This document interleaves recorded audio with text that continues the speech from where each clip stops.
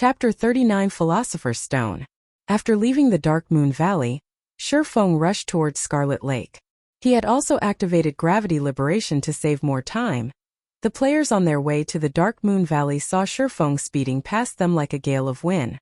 His speed was shockingly fast, and his figure was just a blur. Who is that person? Which assassin is he? His speed is so fast. No, look at his waist. That's a sword hanging there, not a dagger. He should be a swordsman. Crap. Are the current swordsmen that OP? The widely spread rumor on the forums stated that a mysterious swordsman killed the mayor of Red Leaf Town. There was also a powerful swordsman at the Deathly Forest that received an invitation from the Snow Goddess. I would have played as a swordsman if I had known about this earlier. Say, do you think they're the same person? Definitely not. I saw the swordsman that killed the mayor. That male swordsman was as big as a black bear. His arms alone were thicker than our thighs. He had forcefully killed that level 15 mayor. The players passing by started a discussion as they watched Shifeng depart. They were inwardly speechless towards the swordsman job. They should have played as swordsman if there was such a powerful job. However, it was too late now. Shifeng might have laughed it off if he had known their thoughts. There was no strongest job in God's domain. Only the strongest player. Shifeng ran for over 2 hours through the vast plains. He activated gravity liberation over tens of times, escaping the pursuit of high-leveled monsters. He passed through the level 6 map, Wolfman's Ruins, and the level 8 map, Oro Fort, before arriving in the level 10 area. Scarlet Lake. Scarlet Lake was the playground of level 10 water elementals and little fishmen. Watching from a high location, Shifeng could see groups of little fishmen patrolling. The closer it was to the Scarlet Lake, the more there were of little fishmen. The central region of the Scarlet Lake was the nest of the little fishmen, whereas annoying water elementals filled the water of the lake due to the densely packed and large number of monsters in the Scarlet Lake. The little fishman's curse skill was extremely horrendous. It could absorb a player's attributes and turned it into their own. The longer they fought, the stronger they would become. They were extremely hard to kill. Including the fact that there were no quests here, there were rarely any players who would willingly come here to level up. However, Shifeng had to enter into the deeper regions of the Scarlet Lake. The metal box dropped by Archismatics was extremely precious. If Archismatics were to know it fell into Shifeng's hands, he would most likely bleed out in rage. There was a treasure map inside the box, and the treasure it hid was located at Scarlet Lake. Shifeng had played God's Domain for over 10 years now. He had done extensive research regarding the history of God's Domain. He truly did not think Archismatics would have this treasure map. It was the record of a heaven-shaking secret 900 years ago.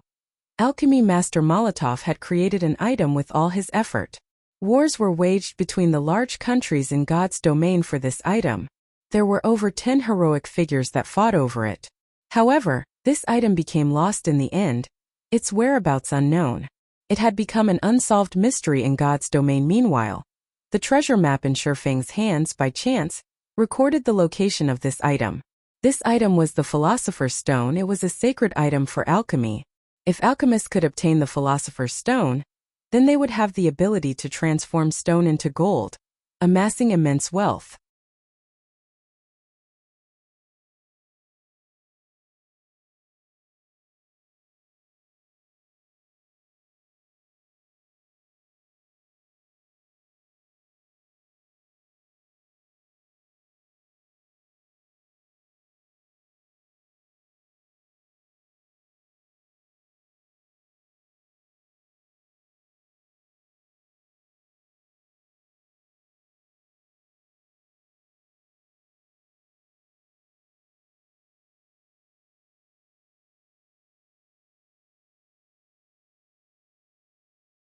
As long as the 5 pieces are gathered, it will be able to recover all of its strength active effect. Due to being damaged, the Philosopher's Stone possesses less than a tenth of its original strength. It is only possible to use it for alchemy conversion and elemental refinement. Although the effects were greatly reduced, Shifeng was still satisfied with it. These 2 abilities would enable Shifeng to accomplish a lotus for the remaining 2 items. One of them was the Golden Greatsword, a level 10 fine gold weapon. The other item was an instantaneous movement magic scroll, a great treasure indeed. Shifeng looked at the golden greatsword in his hands with extreme excitement. Aside from magic weapons, it was the best item a level 10 player could have. If a level 10 player were to equip this greatsword, they could definitely become invincible amongst players of the same level. At this moment the two statues by the side shook. Their eyes released a red glow. Locking their sights on Shurfeng, Shurfeng used the instantaneous movement magic scroll without hesitation. Golden-colored magical seals suddenly wrapped around Shurfeng. The spell on the magic scroll had a cast time of 3 seconds, and it was capable of sending the player to a selected location. This magic scroll was extremely precious. Although there were only a few copies of it in the entire God's domain, dying in this place was a much greater loss to Shurfeng. Just as Shurfeng was about to be slashed by the golden statues, he vanished from the temple. Chapter 41 Commotion in Town. Red Leaf Town, Fountain Plaza. The entire plaza was dyed crimson by the setting sun. There were quite a lot of lifestyle players setting up food stalls and selling snacks that were unique to God's domain. These snacks tasted delicious, and they were much better than the delicacies in real life. Also, their selling price was just 2 or 3 coppers. It was truly a bargain. Many players would come here to rest and taste the delicacies of God's domain after a day's worth of hard-fought battles. After all, they could only earn tens of coppers in a single day, and after deducting the expended costs, they would only be left with slightly over 10 coppers. So, giving them a treat should not be a problem. There were quite a few couples sitting on the stone benches chatting. They ate the food they bought as they enjoyed a lovely time. Suddenly, every player in Red Leaf Town received a system announcement system. A player has triggered a special storyline. Insurrection of the Little Fishmen has been activated. An expedition quest has been activated in Red Leaf Town. Players can now receive the expedition quest from the Adventurers Guild. Completing the expedition quest will reward players with bountiful rewards and guild reputation. All the players were shocked. In Red Leaf Town, a place where quests were extremely rare, there was actually an expedition quest. Moreover, the rewards were great. It was truly unimaginable. Who was the awesome person that actually triggered a special storyline? The player who achieved this feat attracted the attention of every player in Red Leaf Town. Everyone wondered what great rewards this player gained for activating the storyline. After all, activating a storyline was definitely a rare occurrence. So how could the rewards be few? Quite a lot of players started having their own wicked thoughts. They wanted to kill off the player who activated the storyline quest. Unfortunately, the system announcement did not reveal the player's name. Compared to the average players, the various large guilds were in a state of turmoil. At this stage of the game, aside from clearing dungeons, there was not a single quest that was capable of increasing guild reputation. A guild required guild reputation to level up. As long as their guild could reach level 2 a step earlier, they would be able to obtain the corresponding guild benefits, creating a large advantage over the other guilds. Currently, the other towns surrounding Scarlet River also received the same system announcement. It wasn't just Red Leaf Town. All of the large guilds began strategizing a plan for their crusade against the Little Fishmen. Meanwhile, Shurfeng, who was the cause of all this commotion, currently sat inside the auction house. The auction house was a very convenient place. The items placed on auction by players were not just limited to Red Leaf Town. They could be seen and bought in the hundreds of towns and small cities under the influence of White River City. However, the auction house was very cunning.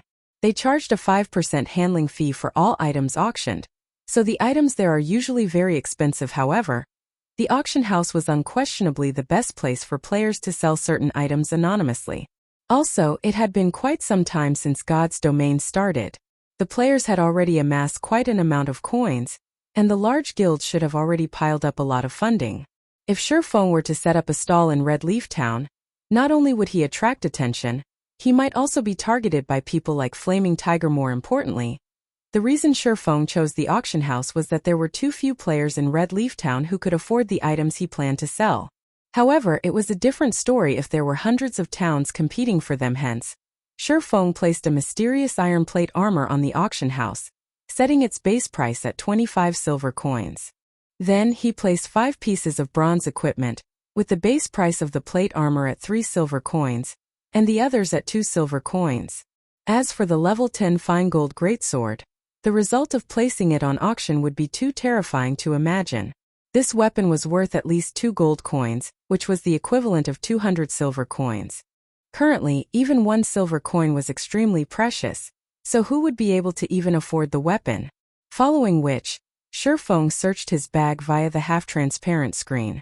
Initially, players were gifted with a bag that had 100 slots. However, it was far from enough for Shifeng. Every player could equip a maximum of 7 bags. So, Shifeng immediately bought 6 of the largest bags currently available. Each of the bags had 25 slots, and each sold for 40 copper coins. 6 bags meant 240 copper coins. Such an amount was definitely unaffordable to normal players, but it was just a small sum to Shifeng's storage space increased by a lot after equipping the 6 bags. Afterward, Shifeng left the auction house and set up a stall not far from it. He was not the least bit interested with the storyline quest he triggered. He would not fight over the rewards with the others. He already had his fill, so it was only proper for the others to have the leftovers, buying magic essences and stones in bulk. A stack 2 of magic essences for 6 coppers. A stack of stones for 10 coppers. Shifeng loudly shouted at this stage of the game. Magic essences were some of the materials needed to practice enchanting, whereas stones were one of the building materials engineers needed. However, many level 0 to level 3 monsters would drop these materials when killed, so they were barely worth anything. The materials the many guilds obtained were also sufficient to supply their own lifestyle players, so they would never buy any of them. As for normal players, they would only occasionally buy these materials. However, there was still an ocean of players that did not know how to deal with these materials. They would usually sell these materials to NPCs at a low price. A stack of 20 bottles of magic essence sold for 5 coppers, and a stack of 100 stones sold for 9 coppers. Shifeng bought them at a price of 1 copper coin higher, so there were quite a lot of players who were willing to sell their materials to him. An extra copper per stack would still be quite a significant income. Magic essence was one of the required materials to make the Garrison armor. Besides that, large amounts of copper ore and bronze ore were also needed. These ores were scarcely available, and all the large guilds bought them in bulk. Unfortunately, it was very difficult to get a hold of them. Shifeng also originally planned to grind for ore. However, now that he had the Philosopher's Stone, ore was no longer a problem. The Philosopher's Stone could carry out elemental refinement. That meant it could refine stone. There was a great chance to obtain ore, even rare ore. There was absolutely no need for Shifeng to personally grind for them. He could just buy them at an extremely low price. Because of this, tens of thousands of players had effectively become Shifeng's laborers very quickly. A large crowd of players had gathered in front of Shifeng. Big brother, I have 6 stacks of magic essence here. Will you take them?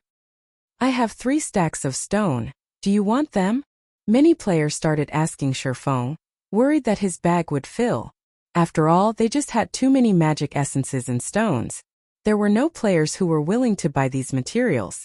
However, it was also a shame to just sell them to the NPCs, so the materials just stayed inside their bags. I'll take all of them. Just trade them over, Shifeng said. Before this, Shifeng amassed quite a bit of wealth, including his transaction with Gentle Snow. He was in possession of quite a lot of coins. Shifeng could definitely buy large amounts of magic essences and stones. A player was selling 3 stacks of magic essences here. A player was selling 5 stacks of stones there. Within moments, Shifeng had acquired 60 stacks of magic essences and 85 stacks of stones. The money that remained in his pockets was less than 10 coppers now. Sorry, but I'm full. Shifeng packed up his stall after explaining. Suddenly, the many remaining players who came to sell off their magic essences and stones had faces filled with disappointment. Big brother, will you still buy them in the future? A player asked. I will. However, it will still be a period before I do buy them. You all can save them up for now, Shifeng resolutely said. The amount of magic essences and stones Shifeng just purchased was far from enough for him to become an advanced forging apprentice. 3 After leaving the business street, Shifeng arrived at the Forging Association. He paid 5 coppers to rent a basic forging room for 1 hour. Inside the basic forging room, all the equipment needed for forging was provided. Players did not need to buy their own equipment. The intermediate ranked forging room was a lot better. It could increase the success rate of forging by 3%. However, it costs 1 silver per hour to use that room. As for advanced forging rooms, those were not available in small towns. They were only available in cities. However, their prices were extremely staggering. Chapter 42, Elemental Refinement. Forging Association. Inside a forging room, Shifeng took out a stack of stone, Placing it on the table, a stack of stone had 100 pieces in total. They immediately filled up the round table. Some even fell to the ground. Time to see how good you actually are. Shifeng smiled as he retrieved the crimson-red Philosopher's Stone. If the Philosopher's Stone were seen by someone else, the consequences Shifeng would face would be immense. Hence, Shifeng rented a forging room. Without his permission, nobody could enter the room. Shifeng took a piece of stone from the table and used the Philosopher's Stone on its system. Do you wish to use the Philosopher's Stone for elemental refinement? Shifeng immediately chose yes. Following which, the Philosopher's Stone started emitting a faint red glow. A mysterious power flowed into the stone. Pung. The stone the size of a fist suddenly turned into yellow sand, scattering to the ground. The result was a failure, however. Shifeng revealed a calm smile at the result. It did not perturb him in the slightest. Afterward, he picked up another stone and tried again. Or was very precious. A normal copper ore sold for 2 coppers. They were only worth 1 copper coin if sold to an NPC. A stack of 100 copper ore could be sold for 200 copper coins to guilds, and they would still fight over them.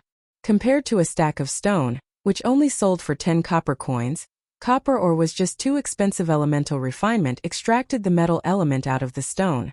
However, some stones did not possess any metal element, so it was only natural that they turned to sand. Such failures were just too common. Pung. There was still no ore after 10 consecutive tries. Shifeng started becoming depressed. The success rate was just too low. Shifeng even started to suspect that these stones were picked from a desert to result in all the yellow sand. Relax. There are still many stones left. Shifeng sucked in a deep breath, reassuring himself. He picked up another piece of stone, trying elemental refinement once more. Pung. This time the stone still scattered into a pile of sand. However, in the middle of the yellow grains, there was a piece of metal that had a purplish-red luster. It was copper ore. With the first piece of copper ore in his hands, Shifeng let out a relaxed breath. His hands started moving at a faster pace. All the stones above the stone table turned into yellow sand within moments. The stack of stones had yielded a total of 23 pieces of copper ore and 2 pieces of bronze ore. Compared to copper ore, the price of bronze ore was 3 times that of copper ore. They were worth 3 copper coins when sold to NPCs. Due to the rarity of bronze ore, players would buy them at 7 copper coins apiece. Seeing the ores on the table, Shifeng felt the Philosopher's Stone was truly a gold mine.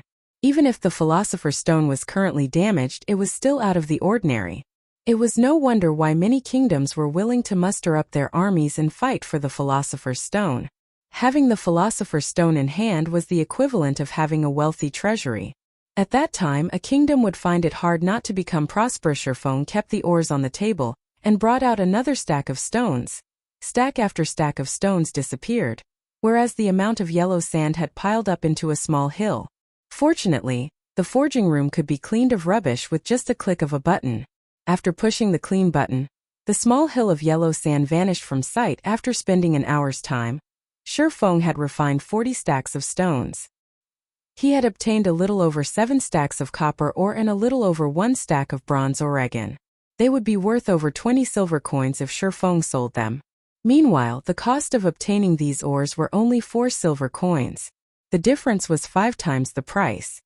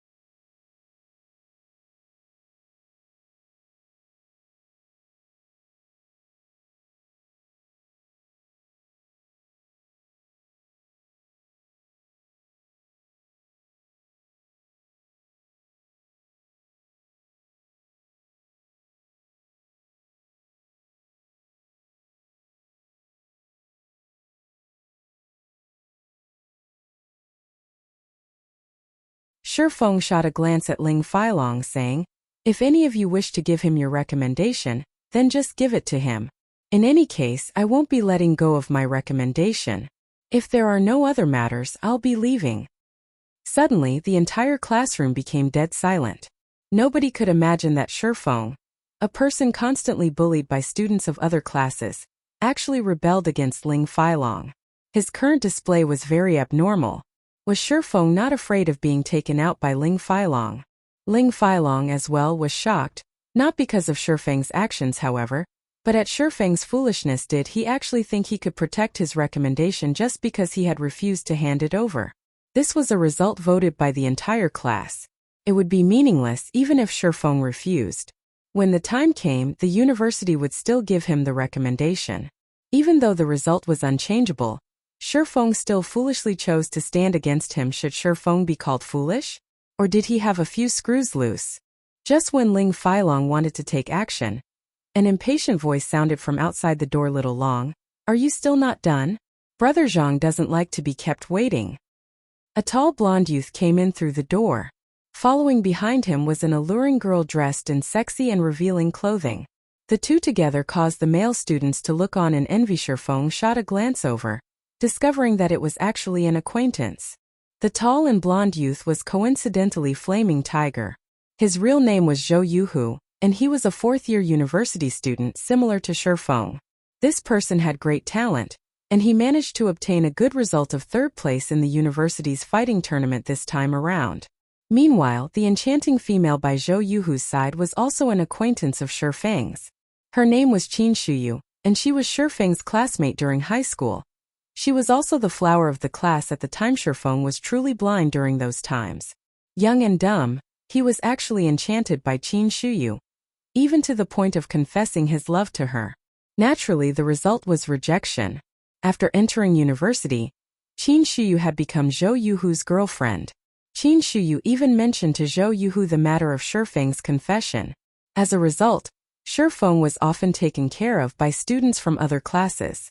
After Feng joined Shadow, he was often sent to carry out senseless tasks, stunting his growth in God's domain. "Brother Who, why have you come here?" "I'll immediately go after I'm done settling my business here." When Ling Feilong saw the person who had arrived, he respectfully went up to welcome him with a smiling face. "How much longer do you need?" "I don't have that much time to waste." Zhou Yuhu wrinkled his brows impatiently saying. He was parted from his duties as team leader today all because of that Yi Feng character, and he had only recently risen to level 2. Afterward, he was even given a scolding by Brother Zhang. These occurrences caused him to become greatly irritated deep within his heart. 2 to 3 minutes should be enough, Ling Feilong replied. He felt teaching Feng the ways to be a proper person should not be a big problem. "Good. Then hurry up," Zhou Yuhu demanded. Currently, Qin Shuyu's eyes unintentionally landed on Feng. Her expression was suddenly turning sour. She had no good impressions of Feng. He had neither money nor power. There was not the slightest feeling of safety or strength coming from him. When compared with Zhou Yuhu, the difference between the two was hundreds and thousands of miles apart. Feng even confessed to her without knowing his own worth.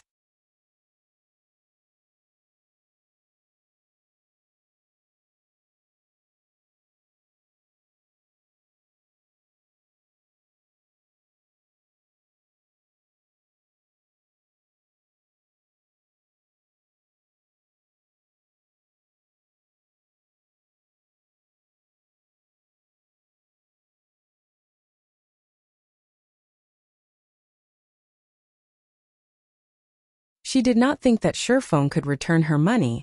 Not to mention double the amount. Ha ha ha. Interesting. Then let's draw out the contract at the fighting arena. Zhou Yuhu licked his lips. He was even more interested in Zhao Ruoshi now. Although his luck in God's domain was bad today, his luck in real life was truly good. Not only had he found a good-looking girl, but he could also receive 10,000 credits for teaching Feng a lesson. It truly was a blessing in disguise, following which, everyone arrived at the fighting arena built by the school. Feng and Zhou Yuhu signed a contract under the supervision of the Central Brain. Contracts acknowledged by the Central Brain were also recognized by the law. There was also a judge at the fighting arena. The judge was normally a teacher in the university who taught students how to fight. The judge also had good skills that would be used to promptly stop the fights to avoid any heavy injuries from occurring. The other students from the class stood below the fighting ring. They laughed at Shifeng's stupidity. Instead of being an invisible existence like usual, he actually went insane now. Not only did he oppose Ling Feilong, but he also angered Zhou Yuhu, who was even more terrifying. After today, Shifeng might never live a peaceful life ever again. Qin Shuyu looked above the ring, at the calm and steady Shifeng. The feeling he gave people was completely different from before. He currently radiated an indescribable sense of security. She even felt Shifeng's scrawny body had grown larger. Qin Shuyu quickly shook her head mockingly, saying, "How strong could a weakling who doesn't even know a single fighting technique be? He even dares challenge Brother Hu now. He truly is reckless." Chapter 48 An Unequaled Fight. None of the students below the ring had refuted Qin Shuyu's words. Instead, they felt her words made sense no matter what was said. Zhou Yuhu was ranked third in the university's fighting tournament. He was also highly praised by several teachers who taught fighting. They predicted Zhou Yuhu would be able to create a reputation for himself in the upcoming city's fighting tournament. Not to mention teaching the weak and scrawny Shifeng a lesson. It was like using a butcher's knife to kill a chicken. Even though he remains unyielding right now, I guess Shifeng will kneel and beg for mercy in a moment. Does that even need to be mentioned? Why don't you look at who Zhou Yuhu is? My guess is Shifeng will be lying on the floor within 10 seconds. The male students in the class started to laugh as they discussed Shifeng's "And what is wrong with you people? Is this how you treat a classmate of yours?" Zhao Ruoshi asked. Looking at her classmates with a furious expression, the students all turned silent. However, their eyes revealed a hint of disdain when they looked at Zhao Ruoshi. One of the gorgeously dressed girls in the class curled her lips in disdain, softly saying, "You just have somewhat good looks. If it wasn't for Brother Long, who do you think would listen to your words?" The other girls promptly nodded their heads. They were not taking their class monitor seriously at all. Although the female students spoke in soft tones, everyone present could hear them clearly. To the side, Ling Feilong felt invigorated as he enjoyed listening to their words. Zhao Ruoshi turned her head away in a rage. No longer paying attention to these people, Ling Feilong walked over to her and gently said, "Ruoshi, I know that you have no choice in this matter as the class monitor. However, Shifeng is the one finding trouble here, so you can't just blame everyone. Moreover, nobody believes Shifeng can win with that small body of his. You are literally throwing your money into the ocean. In a moment, I'll talk it over with Brother Hu to not take your money and let Shifeng pay for everything. Indeed, I am helping Shifeng because I am the class monitor. However, regarding the matter with the money, I have never thought of asking for it back from him." Zhao Ruoshi glanced at Ling Feilong coldly, saying, "On the other hand, you're the one who has taken the recommendation that is rightfully Shifeng's. Instead of helping Shifeng now, you're here making cynical remarks. Aren't you afraid of people criticizing you behind your back? Also, how can this be considered trading pointers? One is ranked third in the school, while the other is a student who doesn't even know any fighting techniques. Do you not feel any shame when you speak of this?" Zhao Ruoshi's every word caused Ling Feilong piercing pain. In addition, her elegant and refined complexion gave off an indescribable sense of strength that struck at Ling Feilong's heart. Ling Feilong was speechless as he turned pale from anger. Just as Zhao Ruoshi had said, every class had a fixed number of spots for the recommendation. Only students with results amongst the top 20 in the class were qualified for this recommendation. However, Ling Feilong had managed to obtain the qualifications to participate in the city's fighting competition after much difficulty. If others were to know that he was a university student without a recommendation, it would be an absolute humiliation. The school had previously considered such reputational problems as well. Hence, they had made it so that the top 5 contestants of the fighting tournament would receive a recommendation, even if their studies were not good. However, Ling Feilong was only 9th ranked, so naturally, he could not obtain it. Hence, he had suggested such a matter to the school. Seeing that Ling Feilong's results were in the top 30 of the class, not that far from the 20th place, the school had decided to agree to his request. However, the condition was someone had to willingly give up their recommendation. As for how he would get someone to give up their spot, that all depended on Ling Feilong himself. Shifeng was just a weakling. Originally, Ling Feilong had intended to utilize the collective intentions of the class, in addition to his own strength, to easily oppress Shi Feng. Then, after giving Shi Feng some benefits, this matter would be considered over. However, Shi Feng's actions were completely different from what Ling Feilong had imagined they would be. Shi Feng had not taken him seriously in the slightest and had threatened him without hesitation. Now he was even ridiculed by Zhao Ruoxi. Ling Feilong's heart was currently filled with an inextinguishable wrath. Correct. This isn't an equal fight. However, can Shi Feng blame others for being weak himself? Who was the one who agreed to this competition? Surely you can't blame me for this.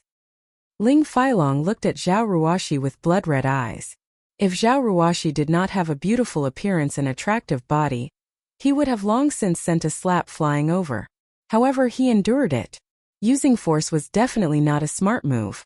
Moreover, Zhao Ruoxi's family background was not simple at all. If he caused an incident now, his entire life would be over. Also, when Ling Feilong thought about how he could toy with Zhao Ruoxi in the future, the rage in his heart calmed down slightly. Brat, after making me take such a loss, just you wait and see. Ling Feilong glared at Shi Feng, silently swearing above. In the fighting ring, Shi Feng only smiled in disdain when he felt the hostility coming from Ling Feilong. However, he had to agree to one of Ling Feilong's words. This was indeed an uneven fight in Shi Feng's previous life. Although his physique was not comparable to those first-rate fighters, he could still beat them into submission. The thing he relied on to win was the life-or-death battles in God's domain. What was a 100-battle hero? After living through 100 wars, it would be hard not to become an expert hero. It was the same with many martial artists. Their training usually involved pushing themselves to the edge, using the feeling of having their lives hanging by a thread to train and improve themselves. However, such a method was too dangerous. The average person would definitely not do such a thing. It was extremely easy to go overboard and lose their lives. After Shi Feng went through extremely realistic life-or-death battles, the increase to his battle experience and techniques rapidly grew. His skills in battle even exceeded the national fighting competition standards by several levels. In 10 years' time, any reputable melee player in God's domain could easily defeat the current fighting champion of Jinhai City, not to mention Shi Feng, who was once the captain of Shadow. In Shi Feng's eyes, the university's fighting tournament was just like children playing house. Moreover, regarding physique, his current body exceeded his body 10 years later. Fighting would not be a problem, even if he had to face up to 5 or 6 Ling Feilong's. Brat, you sure are carefree to be looking around. Watch how I'll fix you up, Zhou Yuhu said, rushing at Shi Feng. He immediately sent a slap towards Shi Feng's face, intending to humiliate him first. Naturally, Shi Feng could easily see through such an action. However, Shi Feng stood unmoving even though he was facing off against someone much stronger than he was. Shi Feng sent out a casual punch towards Zhou Yuhu's face, completely ignoring Zhou Yuhu's slap. Zhou Yuhu never imagined that Shi Feng's fist would have such precision, aiming directly at his face. Instinctively, Zhou Yuhu had used his hands to block off this fist. Shi Feng's lips curled upwards when he saw Zhou Yuhu's actions. With lightning speed, Shi Feng's hand chopped towards Zhou Yuhu's neck. Zhou Yuhu failed to react in time as he received a chop to his neck. With the precision of a surgery blade, Shi Feng's hand hacked at a major artery in Zhou Yuhu's neck. Suddenly, Zhou Yuhu felt his vision blurring. There was a sense of suffocating as Zhou Yuhu felt all his strength leaving his body. Shi Feng did not give Zhou Yuhu time to catch his breath. Immediately, he sent another punch flying towards the side of Zhou Yuhu's abdomen.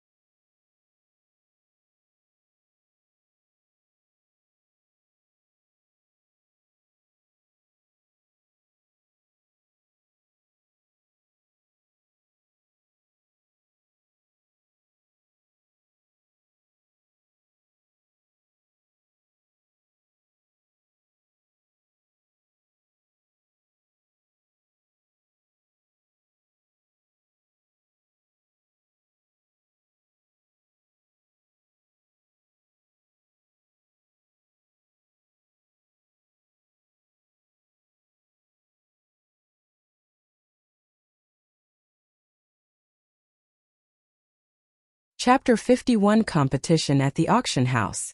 Shurfeng called out the search panel, immediately entering the words hard stone. Suddenly, rows of information appeared on the semi-transparent screen and, a single glance, Shurfeng could see over 100 stacks of hard stones being sold. There were many players selling them. When Shurfeng saw a stack of hard stones selling for 1 gold coin, he felt such a player must have been driven insane by poverty. Immediately, Shurfeng filtered the display to show prices from lowest to highest. After adjusting the display, the cheapest stack of hard stones still cost 26 coppers. After deducting the processing fees of the auction house, players could still receive 25 coppers. As expected, the prices were a lot higher than normal. However, Shurfeng still had to buy them. He could afford them as long as the price was below 30 coppers. Suddenly, the number of hard stones available on the auction house had been reduced by a large half. The remaining ones were all selling for 30 coppers and above, and there was no spendthrift who would buy them. After looking at hard stones, Shurfeng casually took at the miscellaneous section. Shurfeng's eyes abruptly shone. There were actually card sets. Moreover, there was a large number of them. There was some chance for monsters to drop these card sets. However, the drop rate for it was extremely low. There was not even a 10,000 to 1 chance for one to drop. Monsters below level 10 were able to drop 12 card sets, and they were divided into 2 ranks. Bronze rank and Mysterious Iron rank warriors had Steel, Crusaders and Insanity weapons specialists had Chaos, Vengeance and Hurricane healers had Divine, Nature, and Noble mages had Element, Fool and Demon. These 12 card sets each represented the 12 different jobs. Every set had 9 cards in them, and each card had a number behind them. As long as a player could gather a complete set, they could exchange it for a piece of set equipment for the respective job. Back in those days, a majority of the players did not know what these card sets were for. Moreover, there was no introduction for these card sets. Players at that time simply kept these card sets in their bags or sold them at the auction house.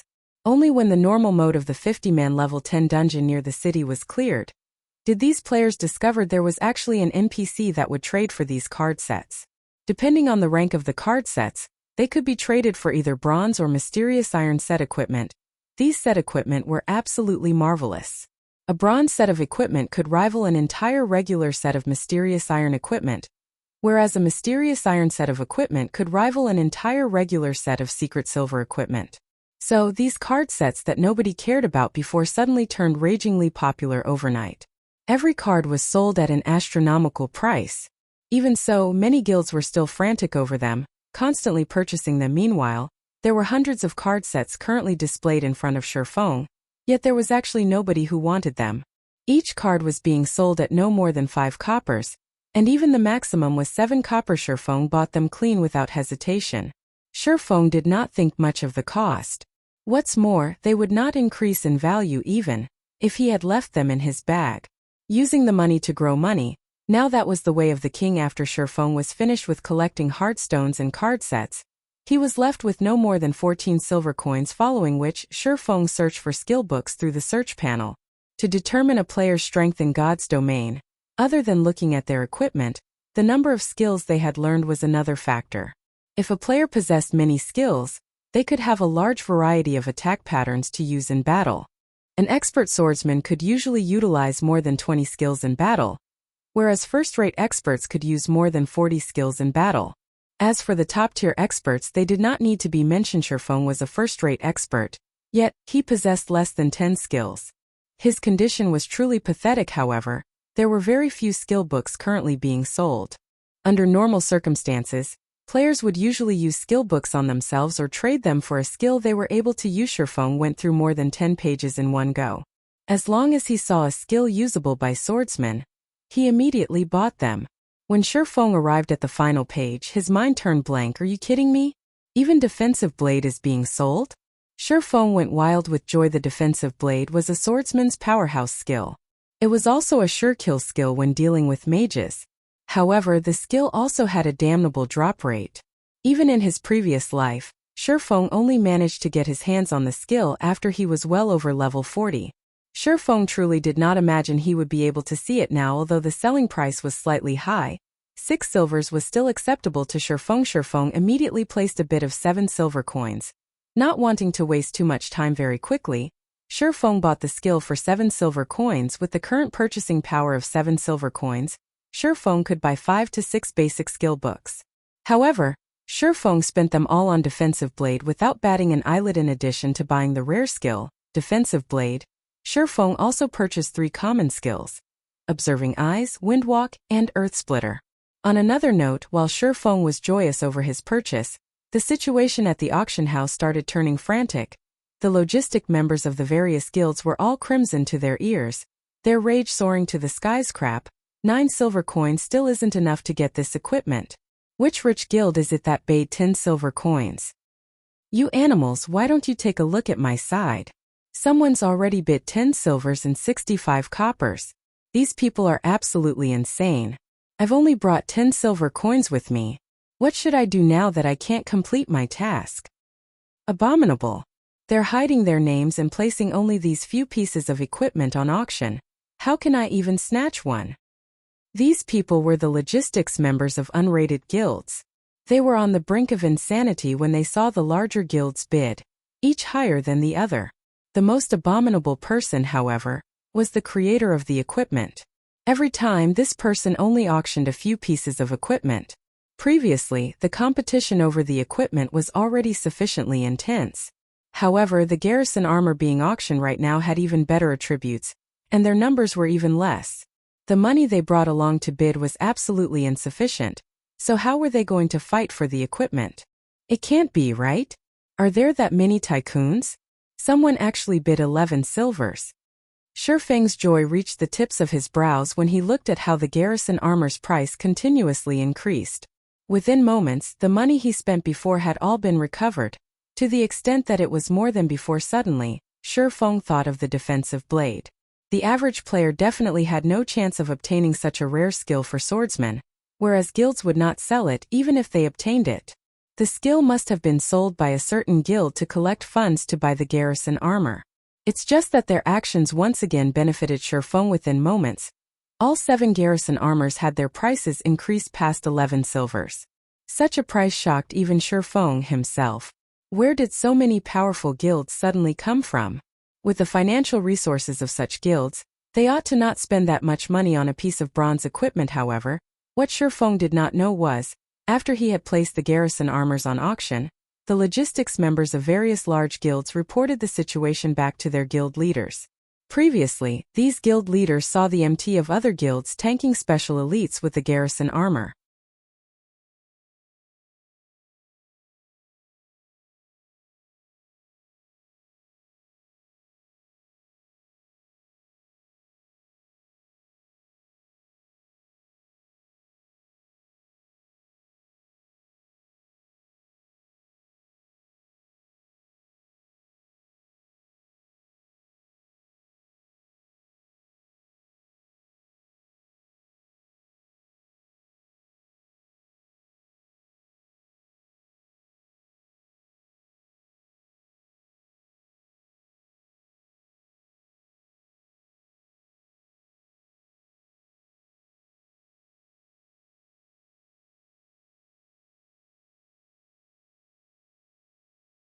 The members of the God-slaying army were the elites amongst the elites of Ouroboros. Each member had great skill, and they were experts who were selected out of tens of thousands of players. All of the guild's resources were prioritized on the God-slaying army. Aside from the guild leader and sub-leader, members of the God-slaying army had the most authority within the guild. Many experts in the virtual world struggled tirelessly to join the God-slaying army. However, a large majority of these people were all rejected. On the other hand, Feng, who suddenly appeared before them, actually possessed a very great chance of entering the God-slaying army, and such a sight had caused great envy within them. Chapter 54 Bible of Darkness. When Gentle Snow disconnected the call, Feng let out a breath of relief. Fortunately, he was not discovered. If Gentle Snow found out that Feng was the creator of the Garrison armor, terrifying consequences might have occurred. Also, Feng did not doubt the possibility of Gentle Snow utilizing a forceful approach. The Snow Goddess was not an empty title. Her Iron Fist methods have tongue-tied countless experts. Otherwise, she would not have been able to take care of so many experts. However, Feng discovered an interesting matter from Gentle Snow's words. The many guilds in White River City have already started attaching great importance towards the Garrison armor. This meant the reputation of the Garrison armor had already spread. Currently, the Garrison armor's popularity might have reached its peak. It was a great chance for Shifeng to sell the Garrison armor in large quantities, earning a ton of money. After another period had passed, the Garrison armor's worth would not be as great as it was now. Let's first take a look at the epic quest. Then I'll return to making the Garrison armors. Shifeng impatiently wanted to return to making Garrison armors now that a chance for him to make a lot of money had arrived. However, the epic quest currently before him was much more important. If he gave it up partway, he would definitely regret it for the rest of his life. This epic quest played a big role in allowing Fantasy Extinguisher a legendary achievement. Naturally, Shifeng would not let go of this chance meeting. After spending 20 minutes maneuvering along the narrow pathways of the slum area, Shifeng finally arrived at the library. On his way here, Shifeng discovered the wonder of having a divine official walking by his side in the slums. The NPCs who intended to rob him all backed away accordingly after seeing Charlene's attire. Otherwise, Shifeng would have needed to spend over an hour for this trip, continuously battling against these sewer rats. Moreover, these NPCs were literally dirt poor. Shifeng would not obtain any rewards for killing these NPCs, not even EXP. The library of Red Leaf Town had a withered appearance. The building only had 2 floors to it, and there was nobody present to manage it as dead leaves could be seen climbing the walls. Entering the library, dust and dirt covered the entire building. The books laying on the wooden table had long since been parceled up by a layer of dust.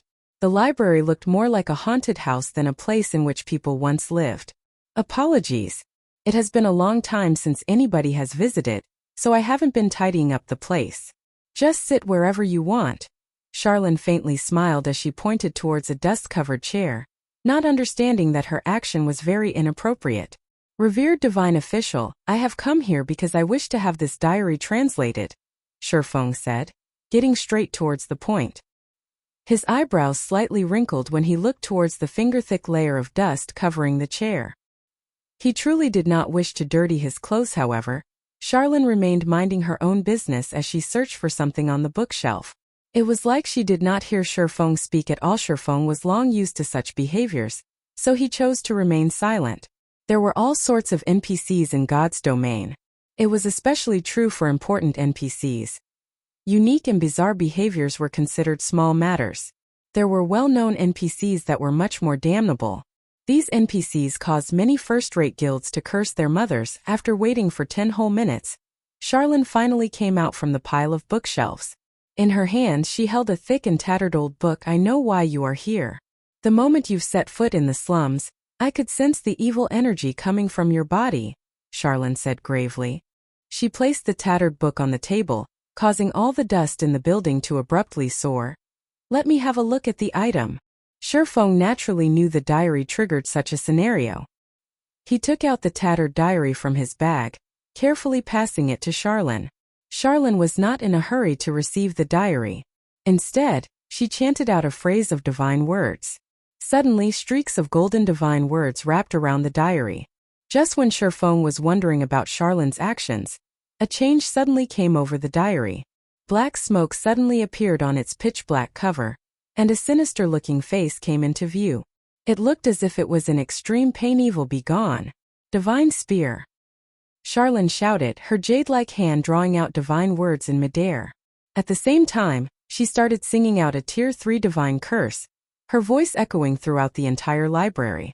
A golden-colored hexagram appeared above the library, covering the entire building, and from the magic formation, 3 golden spears of judgment came flying out. The spears pierced the diary, tearing apart the sinister face. Ha ha ha, I won't give up. We will meet again. The sinister face loudly laughed as it spoke the bone-chilling words. Both of its eyes were firmly affixed toward Shifeng as if the words it spoke were meant for him. Within a moment, the black smoke above the diary dispersed. Meanwhile, Charlene's forehead was covered in sweat. Her complexion was deathly pale, and she currently looked extremely weak. System. You have been cursed by a great demon. All attributes reduced by 50%. Experience received from killing monsters reduced by 95%. System. You have been eyed by a great demon.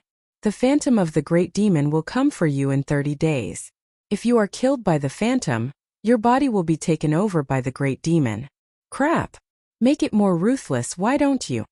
Regardless of how self-restrained he had been, Shifeng could not help but curse when he saw this notification. When compared to human standards, a great demon was the equivalent of a Tier 4 job. It was on the same level as a Sword Emperor. Although it was just a phantom, it would still require Charlene, who had a Tier 3 job, to handle it. However, instead of aiming for Charlene, the great demon actually went for a bystander and a minor character like Shifeng. With this curse around, how would he be able to level up? Not to mention the 50% reduction in attributes.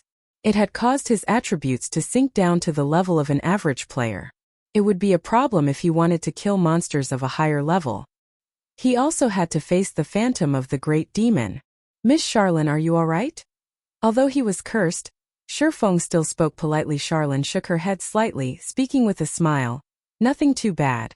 I never imagined that you would actually bring such a terrifying item. You've weakened me quite a bit. However, the problem has been resolved now. If you had dragged on for a few more days, your body might have been possessed by the great demon, and your body would suffer in hell for all eternity. Thank you, Miss Charlene. If it weren't for you, I might have already been dead. Although Charlene's words felt somewhat wrong, Shifeng had still thanked her. He rejoiced at the fact that he had come to the library without delay. Otherwise, he would truly be finished. However, the problem right now had yet to be resolved. No need for thanks. This diary is not as simple as it seems. It is a key, and it records the method to unlock the curse on a gate. Your job now is to find this gate, enter through it with this diary, and find the Bible of Darkness that is kept within. I can destroy the Bible of Darkness as long as you retrieve it for me. Once it is destroyed, the great demon would not be able to descend, Charlene explained. System. Epic Quest Darkness Descends accepted. Find and destroy the Bible of Darkness and prevent the great demon from descending. Rewards unknown. Although Shifeng had known about the extreme difficulty of completing an epic quest, there was still no need for it to be so damnable. At the very least, the quest should tell him where to find the Bible of Darkness. In Shifeng's previous life, Fantasy Extinguisher had completed this quest in Black Dragon Empire. However, Shifeng couldn't just go to Black Dragon Empire.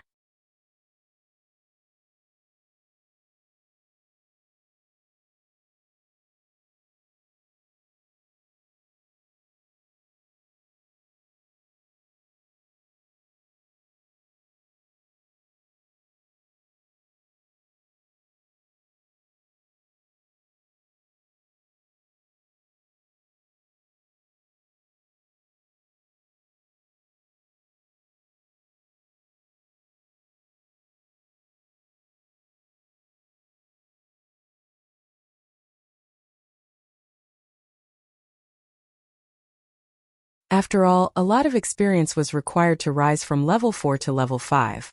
The amount needed was at least 3 to 4 times the amount needed to rise from level 3 to level 4. Right now was the perfect time for Shifeng to sell the level 3 bronze equipment. The various guilds should also have amassed quite an amount of wealth after more than 10 hours had passed, so it was a good chance for Shifeng to make a big catch. If another period of time were to pass, the prices of equipment would most likely be greatly reduced. After arriving at the auction house, Shifeng noticed that the number of logistic players present significantly had reduced. It seemed as if they were no longer as enthusiastic towards the Garrison armor as before. Fellow brother, why are there suddenly so few people at the auction house?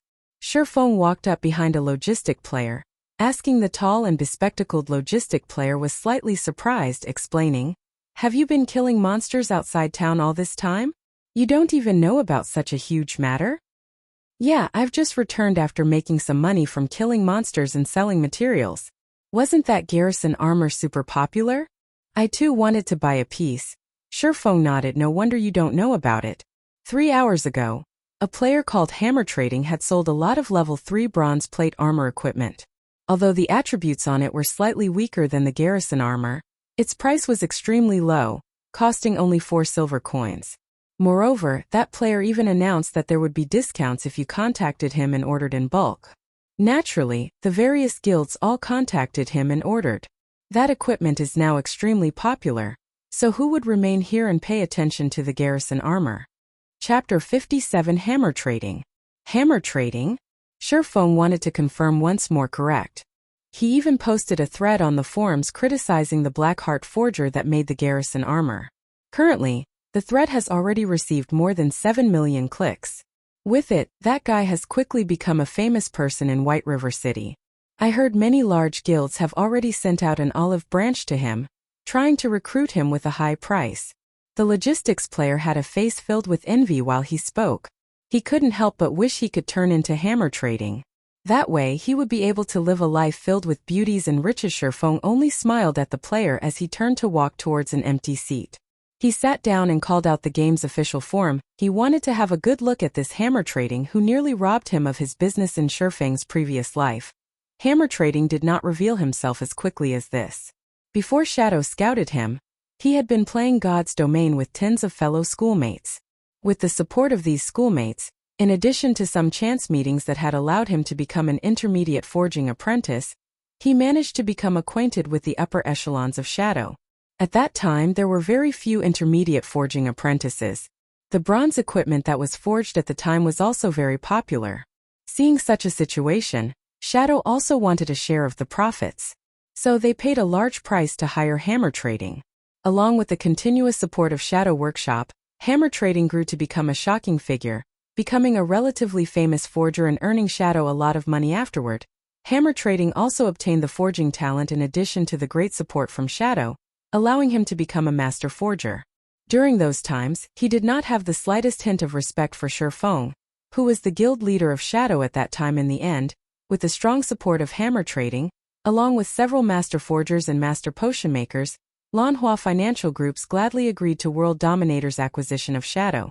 Otherwise, Lanhua financial groups would not have agreed to the decision without hesitation and dismissing Shurfeng at the same time. Shurfeng opened the forums for Starmoon Kingdom, his heart lamenting over how fate was toying with him in this life. Just when the Garrison armor was beginning to sell like hotcakes, hammer trading appeared to break off his road to wealth. Shurfeng couldn't help but admit that he and hammer trading were rivals in life. Shurfeng stole the forging talent from hammer trading, whereas hammer trading turned around to break off his road to wealth. Browsing the forums of Starmoon Kingdom, Shurfeng quickly discovered a thread marked in red, positioned at the top of the forum. Upholding justice starts from us. We absolutely cannot let this Blackheart forger do as he pleases. I am a forger with a kind heart. These large bright red words caused Shurfeng's brows to furrow. What kind of trouble is he trying to cause here? The number of clicks exceeded 10 million. Out of curiosity, Shurfeng had opened the thread. Shurfeng looked at the eloquently written condemnation that had over 10,000 words. The article had justifiably mentioned that the cost of making a piece of bronze equipment did not even exceed 1 silver coin. However, the Blackheart Shurfeng sold his equipment for up to 30 silver coins. He was ripping off other players. Hence, hammer trading wanted to oppose Shurfeng. He was even willing to sell level 3 bronze equipment without limit. Only, due to the failure rates, he had no choice but to sell them at 4 silvers apiece to reclaim his cost of making. This article received the support of a lot of players.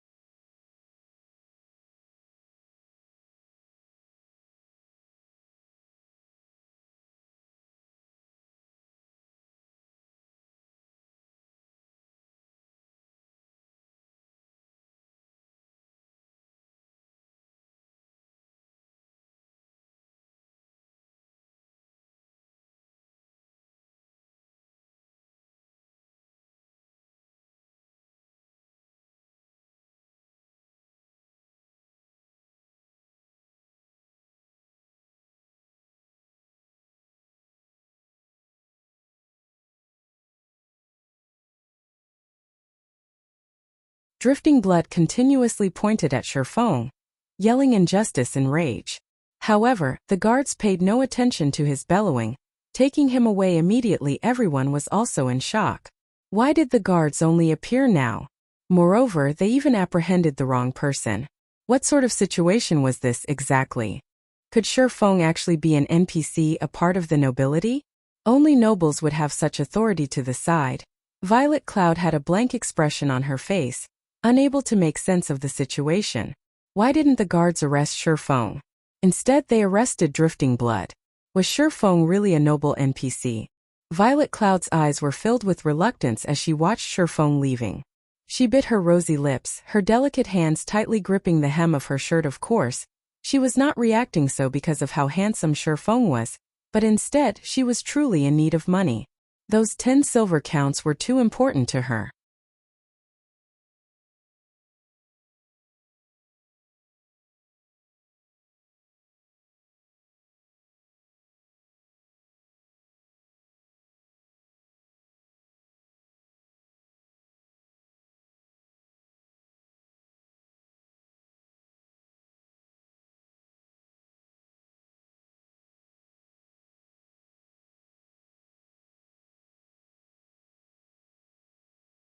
Currently, selling them for 3 to 4 silver coins per piece is just a complete loss. The Glimmer chestplate with better attributes would create an even bigger loss. On the other hand, the various guilds are all in cheerful moods, even thanking Hammer Trading for his actions. Otherwise, how would they be able to buy bronze equipment at such low prices? Truthfully speaking, I dislike that Hammer Trading very much. Was it bad to let all forgers profit together?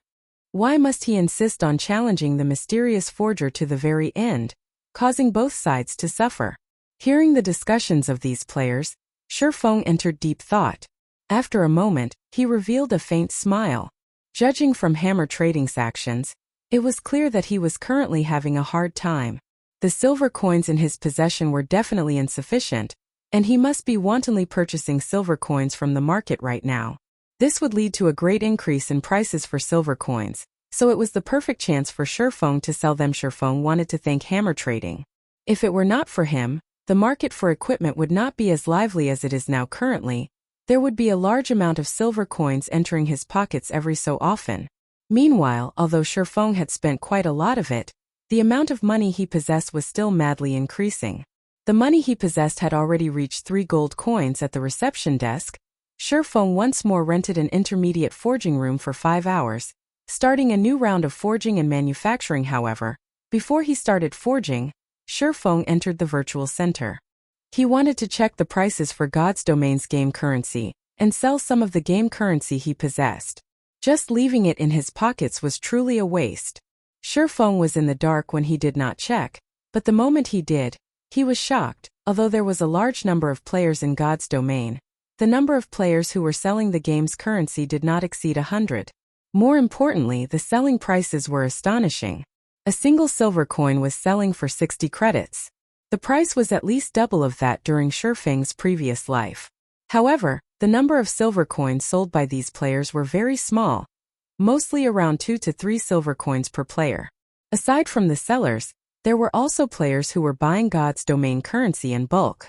The lowest buying price was at 55 credits per silver coin, while the highest was at 58 credits per silver coin. That meant that a single silver coin in God's Domain was enough for Shifeng to eat in luxury for 2 days. It was because of this competition that caused the prices of silver coins to be so expensive at the current stage of the game. So long as a person had a brain, they would know not to sell any of their game currency. On the other hand, there were many guilds who were purchasing game currencies in bulk at a reasonable price. There were only a scant few money farming groups and workshops who would sell some of their currency. However, the amount they sold was extremely low. Moreover, their prices were extremely high. Only as a last resort would the various guilds buy currency from these groups. However, these guilds knew the price competition for equipment was a great chance for them to reap some benefits. So, they would definitely purchase game currency in bulk. However, there was not that much game currency available for sale. They could only purchase the game currency sold at the virtual center. Moreover, where did the large amount of game currency flow to? A majority of it was definitely in Shifeng's pockets. while a minority was at the material merchant's side. That meant Shurfeng was currently a big shot at selling game currency. Even a 100-man money farming group was far from being able to compare with Shurfeng. Without hesitation, Shurfeng immediately placed 3 gold coins up for sale, selling each silver coin at 60 credits. Shurfeng still needed to collect the money to buy 2 virtual gaming helmets, so how could he be polite with these tycoons? Although the price was slightly high to obtain equipment, the many guilds in White River City will definitely buy them. When that time came, all these game currencies would eventually return to his hands. After settling this matter, Shurfeng started focusing on forging equipment and manufacturing forging designs. 5 hours went by quickly.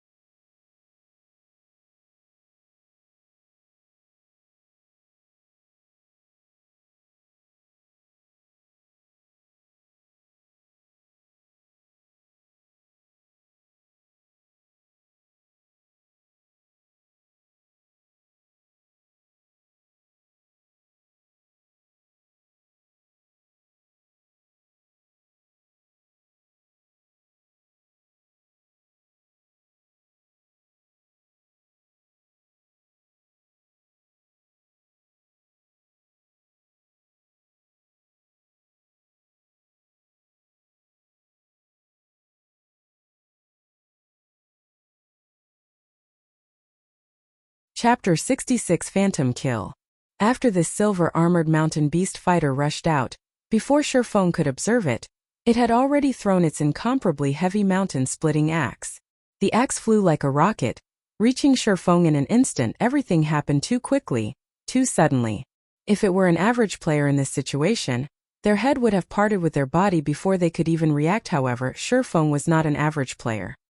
He pulled out the abyssal blade with great speed, and the moment before the axe could hack at his neck, he parried this flying death axe. The collision between the giant axe and the long sword did not produce any sparks, only the sound of an explosion. Shurfeng's entire person was sent flying back over 10 yards, following which, the giant axe landed on the ground, deeply penetrating the earth. Its landing caused the earth to start shaking. It could be seen just how heavy this giant axe was. Moreover, the silver-armored mountain beast fighter, who could simply throw this giant axe, was even more terrifying. Such strength did not exceed the normal mountain beast fighters by just a level. After landing, Shurfeng immediately used observing eyes on the new monster mountain beast warrior. Special Elite. Level 10. HP 3500/3500. Shurfeng immediately understood the mountain beast warrior's strength after taking a look at these numbers. Without saying anything further, he turned tail and ran. What a joke. Directly battling against a level 10 special elite was literally suicide. When meeting a special elite in the Moonlight Forest, players didn't have to consider whether or not they could kill it, rather whether or not they could run away. The mountain beast warrior was stronger than the mountain beast fighter by more than a notch. Not only regarding strength, but its speed and flexibility were also greatly increased. It would not be easily toyed with like the mountain beast fighters. If Shurfeng did not use parry to defend against the axe, then even if he had blocked the attack with the abyssal blade, he would still end up dead. The gap between their strength was just too huge. Although Shurfeng wished to escape, the mountain beast warrior had no plans. Let this intruder go. It used charge to rush at Shurfeng, picking up its giant axe along the way. The way it picked up the weapon was as if it were picking up a leaf, effortless. Seeing that the mountain beast warrior had used charge, Shurfeng knew he could not shake it off. He turned his body around in midair, pointing his sword at the mountain beast warrior. Abyssal bind. Within an instant, the mountain beast warrior, who was swiftly rushing at Shurfeng, was restricted by pitch-black chains. It could not move even a muscle, only helplessly stare at Shurfeng. Shurfeng did not dare stay any longer. He activated Windwalk, leaving the campsite at high speed and fleeing into the stone forest. With the added speed from Windwalk, The Mountain Beast warrior had no chance of catching up to him about 20 seconds later. Finally broke away from it. Shurfeng turned his head around to take a look, discovering the Mountain Beast warrior already turning around and heading back to its camp. Thereupon, Shurfeng let out a breath of relief. If it had continued chasing, Shurfeng's windwalk would have timed out. His luck was truly rotten. There was actually a special elite inside the campsite. In his previous life, there were no monster camps that were guarded by a special elite. There would only be the occasional normal elite monster. Shurfeng felt unfortunate for losing the mysterious iron treasure chest currently. Blackie's communication arrived, Brother Feng. All of our members have reached level 4. Moreover, we obtained a lot of equipment and skill books. Everyone has learned quite a few skills and our strength has greatly increased. Unfortunately, our leveling speed from grinding gnomes has greatly decreased. When will you be coming over to carry us through the hell mode of the Deathly Forest? Our fighting spirits are all sky high right now, and we're just waiting for your command. Blackie laughingly said, all of you are level 4? Shurfeng entered a deep thought, trying to think of the next task for Blackie and the others to do. After some thought, Shurfeng thought of a good location. Blackie, you guys should stop grinding gnomes and return to town to tidy up your bags. Go to the level 5 area, the Red Leaf Forest. Follow this marker and grind forest wolves. The wolf meat and wolf skins are good stuff. The more you grind, the better, as all the drops can be sold, fattening your wallets. With Blackie and the others' current potential, it would be very easy to grind forest wolves. This was especially true with Blackie's equipment. The monster's 400 HP would be gone with just 3 dark arrows. Moreover, the location Shurfeng gave to Blackie was a large wolf denver. The respawn rate there was very quick, and there was also higher ground for Blackie and the others to occupy. As long as Cola and Lonely Snow firmly blocked the pathway up the slope, preventing even a single wolf from moving past them, the ranged members could easily deal damage. Moreover, beasts were afraid of fire, taking additional damage from it. A single hellflame could wipe out the entire pack of wolves. Their leveling speed would increase by at least 60% to 70%. Great. We're bored out of our minds from constantly grinding gnomes.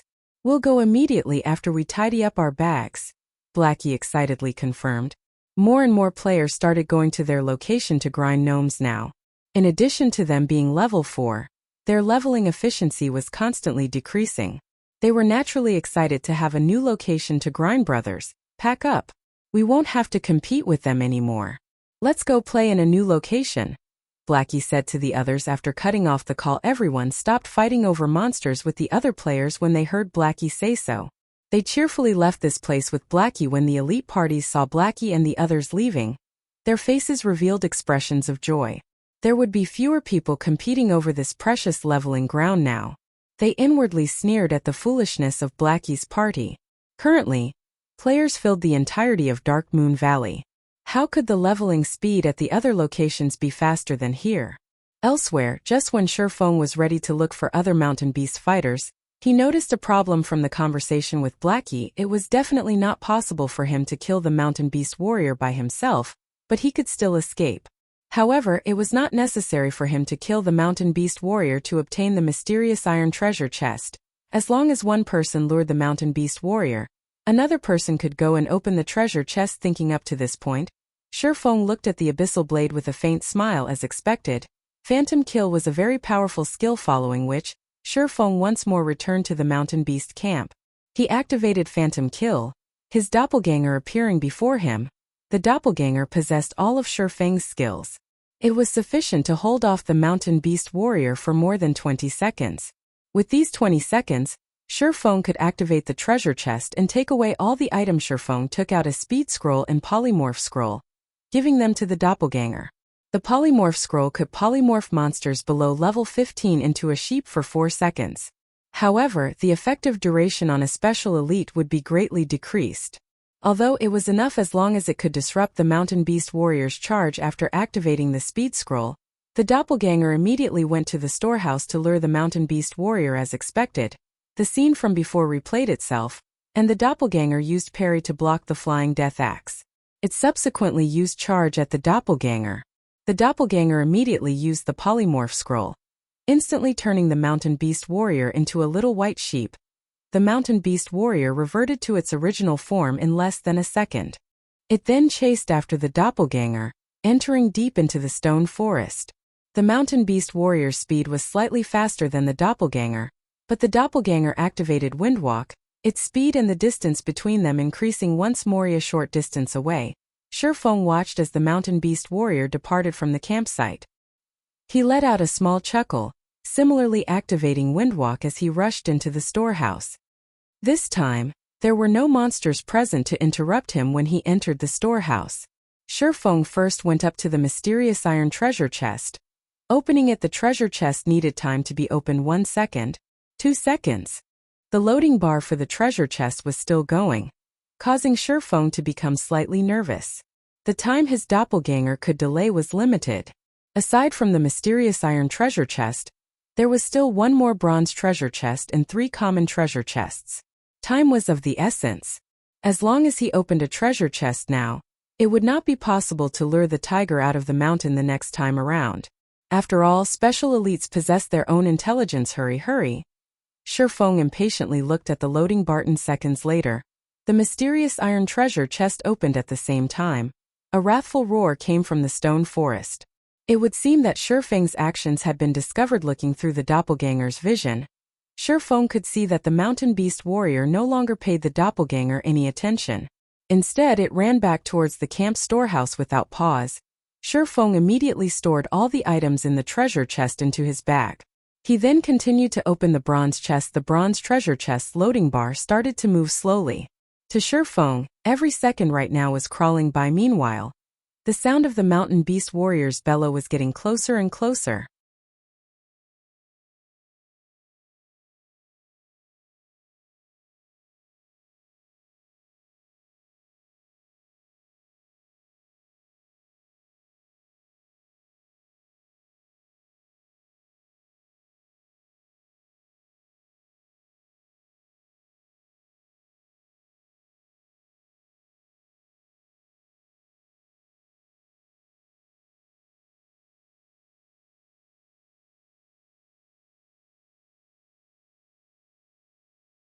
When the beautiful saleswoman saw that Shifeng had bought 3 bottles without even blinking, she could not help but have delightful thoughts.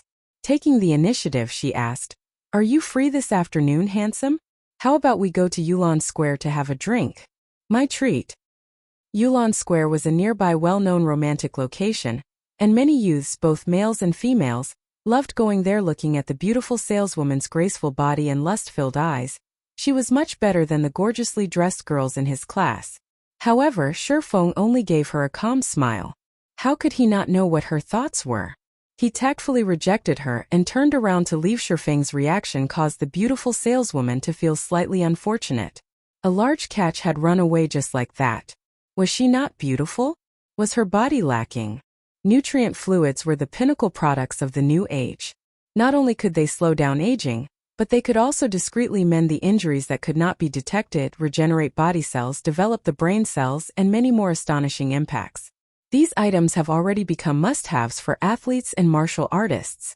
However, they were very expensive, so the common folk could only occasionally buy a bottle to drink. After all, a month's salary was only so much. It was impossible for them to afford a bottle every 3 days. Only the wealthy were able to treat these nutrient fluids as drinks, constantly transforming their bodies. Hundreds of years ago, very rarely would the children of wealthy families be ugly. Females would normally be beauties, while males would normally be handsome men. However, with the nutrient fluids in this current age, beautiful women and handsome men could be commonly seen throughout the streets. A bottle of C-rank nutrient fluid cost 400 credits. A bottle of B-rank nutrient fluid cost 1,000 credits. A bottle of A-rank nutrient fluid cost 10,000 credits. As for the best S-rank nutrient fluids, those were items that could not be bought by common folk even if they wanted to. These nutrient fluids were only sold to the inner circles of society. In his previous life, Shifeng was fortunate enough to buy one because of his status as a core member of Shadow. The S-rank nutrient fluid was extremely expensive, costing 1,000,000 credits per bottle. However, its effects were similarly astonishing. A-rank nutrient fluids were far from being comparable to it. Although S-rank nutrient fluids were very expensive, there were plenty of wealthy people in the world. The ones who could afford to buy it would not trouble themselves over such an amount of money. After all, who wouldn't want to trade money for their own youth? It was truly hard to imagine. The dream of humanity hundreds of years ago had now become a reality. The body was a needed asset to make a revolution. If Shifeng wanted to improve his skills in God's domain and stand at the very top of the game, then a strong body and nimble mind were indispensable. Hence, Shifeng would not make the same mistake in this aspect as he did in his previous life, following which, Shifeng went to a gourmet restaurant. He spent 100 credits purchasing 2 sets of nutrient set meals. One was for him to eat right now and another as takeaway for his lunch. After eating, Shifeng made a trip to a normal workout center. After spending 60 credits, he trained for 4 hours before returning home in the evening around 7 p.m. Shifeng drank a bottle of nutrient fluid and laid on the bed. He activated the gaming helmet and connected to God's domain. After logging in, Shifeng started arranging the items he obtained. When he was done arranging the items, Shifeng started feeling emotional. It was no wonder the Moonlight Forest was a land of treasures. Just the various Tier 1 gemstones he obtained alone amounted to over 300 pieces.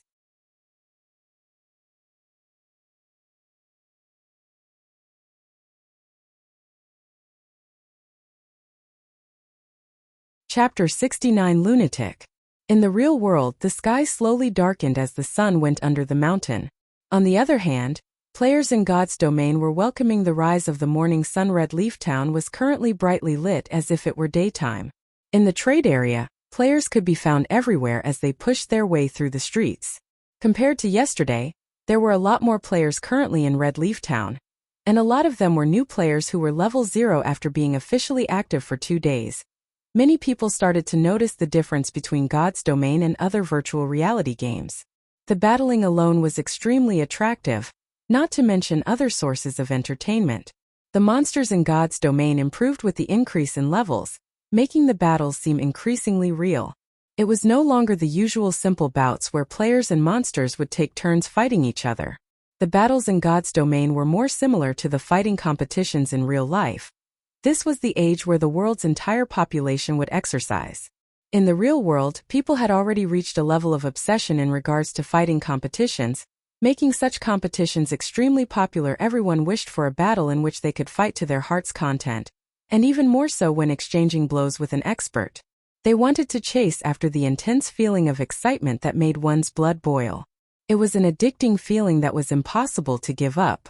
Meanwhile, God's domain had all of this, and there were no dangers to a person's life. Moreover, God's domain contained great adventures that were both fascinating and thrilling. There were also countless unknowns waiting to be discovered and explored. Time in the game was also double that of real life. Many players wished they could stay inside God's domain for the rest of their lives, living their second life within the game. It was also because of this reason that many players were attracted to God's domain. Many virtual gaming companies, after seeing this irreversible situation, declared bankruptcy one after another, as they prepared to invest in God's domain. Such a situation also caused some unwilling veteran gamers to enter God's domain, greatly increasing the number of players. Just after returning to Red Leaf Town, Shifeng received a bunch of system notifications. Almost all of them were sales notifications from the auction house. Within an instant, the money Shifeng possessed increased to over 500 silver coins or 5 gold coins. Shifeng still remembered having recently registering 3 gold coins at the virtual trade center. After less than a day's worth of effort, he now possessed an additional 5 gold coins. Those guilds obtained all this money after much difficulty, yet they all contributed to him in the end. Currently, there might not be another player in White River City who was wealthier than he was. The guild leaders of first-rate guilds were no exception. However, this was only the tip of the iceberg. The real money-making moment was just starting. Shifeng first stored all the items that were in his bag into his warehouse. He was not planning on selling them but instead kept them for future use. After all, items such as gemstones and skill books were hard currencies. Their prices would never depreciate. On the contrary, it was equipment that would depreciate along with the increase in player levels. Soon afterward, Shifeng started doing his old business again. Nighttime was the best period for doing business. Seeing that the sun was soon to rise, Shifeng set aside his quest for now and set up a street stall, purchasing stones, magic essences, hard stones and card sets. Due to previous similar occurrences, Many players would deliberately stay here and await Shifeng's arrival. Now, just a casual shout from Shifeng was enough to cause a crowd of players to come running towards him in such a way. Shifeng bought materials while listening to the conversations of players nearby. The Assassin's Alliance has obtained great glory this time. They completed the Insurrection of the Little Fishmen quest and earned a lot of guild reputation. It won't be long before the Assassin's Alliance will become a level 2 guild. What's the big deal? I've heard that a major event occurred in the capital city.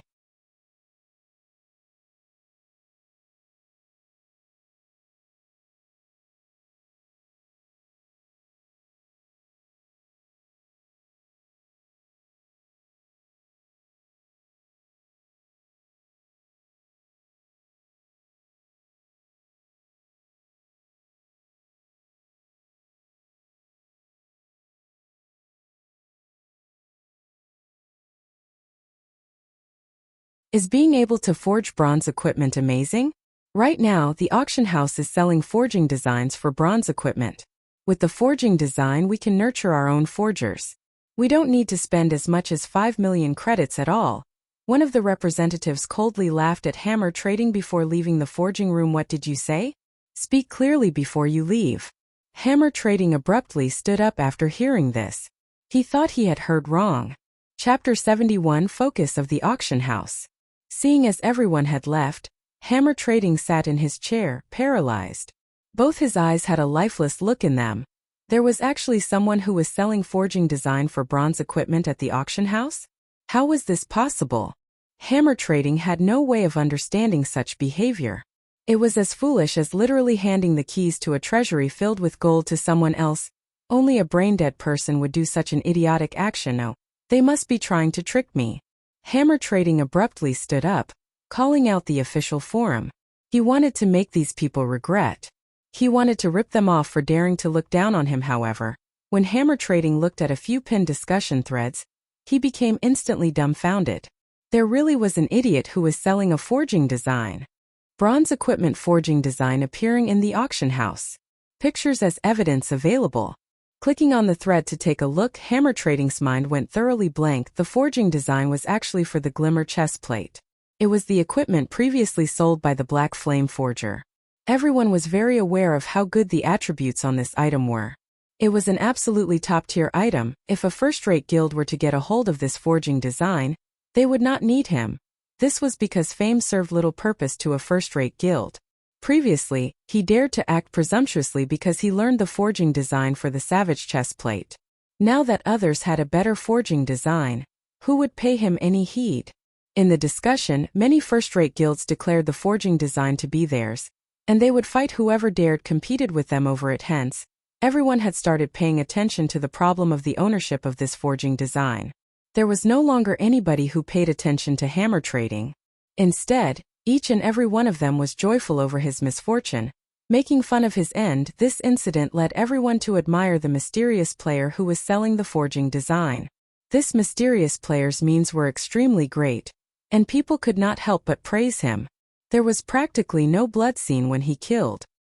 He only used a piece of paper to cause Hammer Trading, the rising star that received the envy and admiration of tens of thousands, to fall from his heavenly altar, tumbling down into the bottomless abyss and never being able to climb back up. Hammer Trading already bore a bitter hatred towards this player who sold the forging design. Just when his life of luxury was within his reach, it was all destroyed. Moreover, it was destroyed by a person who was brain-dead. Fear not a godlike rival, but fear a pig-like ally. Now that saying needed an additional verse. And fear more a foolish passerby. Hammer Trading's eyes had currently turned crimson, his face extremely ashen. His expression alone was enough to devour a person. Not good. I definitely must buy it no matter the price. As long as I buy it, I can get back all the advantages. At that time, not only will I have the Savage chestplate, but I will also have the Glimmer chestplate. When that time comes, those first-rate guilds will have to prostrate and beg before me. Hammer Trading's current expression was just like a gambler who lost badly. He placed all of his hopes on buying out the Glimmer chestplate forging design. Thinking up to this point, Hammer Trading was no longer able to hold himself back as he swiftly rushed towards the auction house. However, it was not just Hammer Trading who was rushing towards the auction house. There were also the upper echelons of various guilds of various towns under the influence of White River City. All of them wanted to purchase the forging design. After all, everyone knew how powerful the Glimmer chestplate was.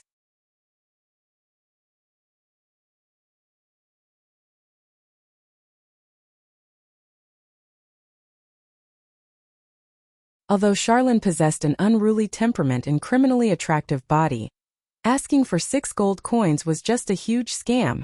6 gold coins. That was equivalent to 36,000 credits. Very well. His heart was moved. If he could become a sword saint in the future, it would all be worth it. The new wouldn't come if the old didn't go. Esteemed Miss Charlene, I wish to try the complete moon drip ceremony. Will there be any danger? Shifeng unwillingly dug out another 3 gold coins. After receiving the gold coins, Charlene happily smiled as she said, "You can be at ease, adventurer. Although this is my first time, my skills are very good. Even my teacher praised me as a genius. Let us begin right away."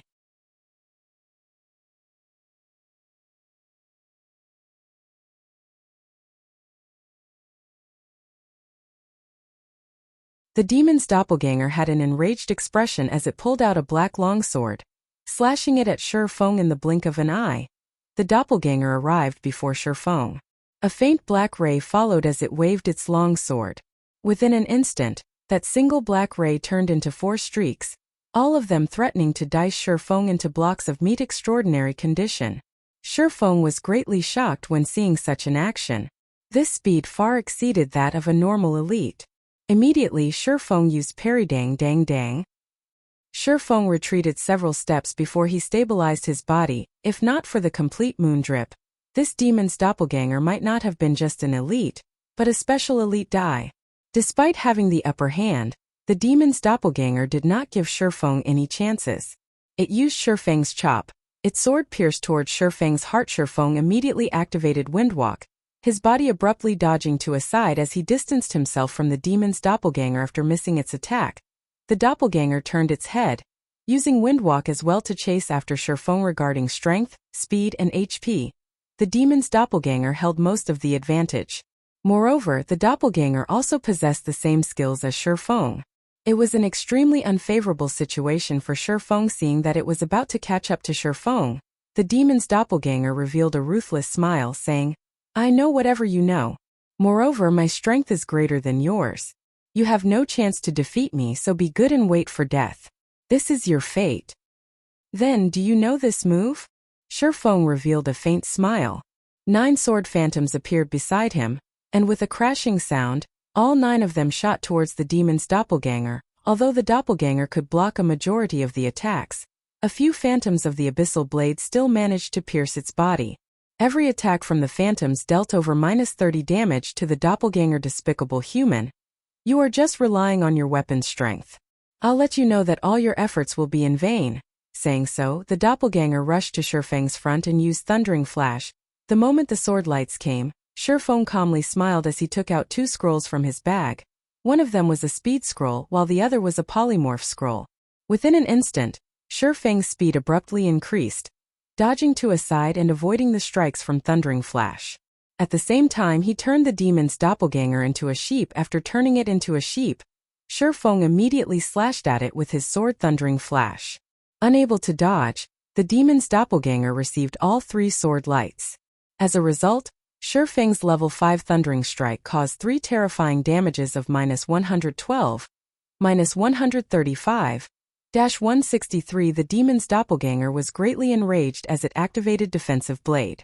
With its attack range greatly increased, it immediately slashed its sword down at Shifeng. This human was just too despicable. He actually used an unsightly method such as turning it into a sheep. And here I wondered how strong a demon would be. You clearly have a body that's stronger than mine, yet you are still using the same skills as I do. I guess your standards are just at this level. Shifeng mocked as he dodged the incoming attack. You are courting death. A single sentence from Shifeng nearly caused the demon's doppelganger to faint from anger. It sent a double chop at Shifeng's neck. Shifeng pointed the abyssal blade at the demon's doppelganger, and within an instant 9 pitch-black chains appeared and bound it, restricting it for 3 seconds. Phantom kill. Simultaneously, both the original and doppelganger activated Defensive Blade, and both started an onslaught on the demon's doppelganger. Thundering Flash, Chop, Earth Splitter, Double Chop, and many more skills struck the demon's doppelganger. In addition to the continuous attacks from the 9 Dragon Slash, the demon's doppelganger's HP madly decreased, dropping down to 10% within a moment. So, what if you have a strong physique? So what if you know all of my skills? So what if you are a demon? Shifeng demanded. He pierced the chest of the demon's doppelganger. Meanwhile, the demon's doppelganger could only grit its teeth, grimacing in pain. Its fury burned within it. The moment the bindings restricting it were released, it would be able to properly deal with Shifeng. Just as it was about to bring out its special ability, however, the demon's doppelganger saw the scroll within Shifeng's hand. Suddenly, the demon's doppelganger thoroughly despaired. Bye-bye. Shifeng waved his hand at the demon's doppelganger. He knew that the demon's doppelganger was about to show its hand, so he had activated the Tier 1 magic scroll within his hand. Thunder Bombardment. This Tier 1 magic scroll was capable of dealing -500 damage to a single enemy that was below level 20. It was more than enough to deal with the demon's doppelganger that currently had less than 200 HP. Suddenly, a green thunder struck down from the sky above. It caused -500 damage to the demon's doppelganger, instantly transforming it into dark smoke, and it vanished. It also left behind a piece of dark gray-colored equipment system. Quest Moon Drip completed. Rewarding 10,000 EXP, and Demon Hunter title. Reputation in Starmoon Kingdom +5. Reputation in White River City +20.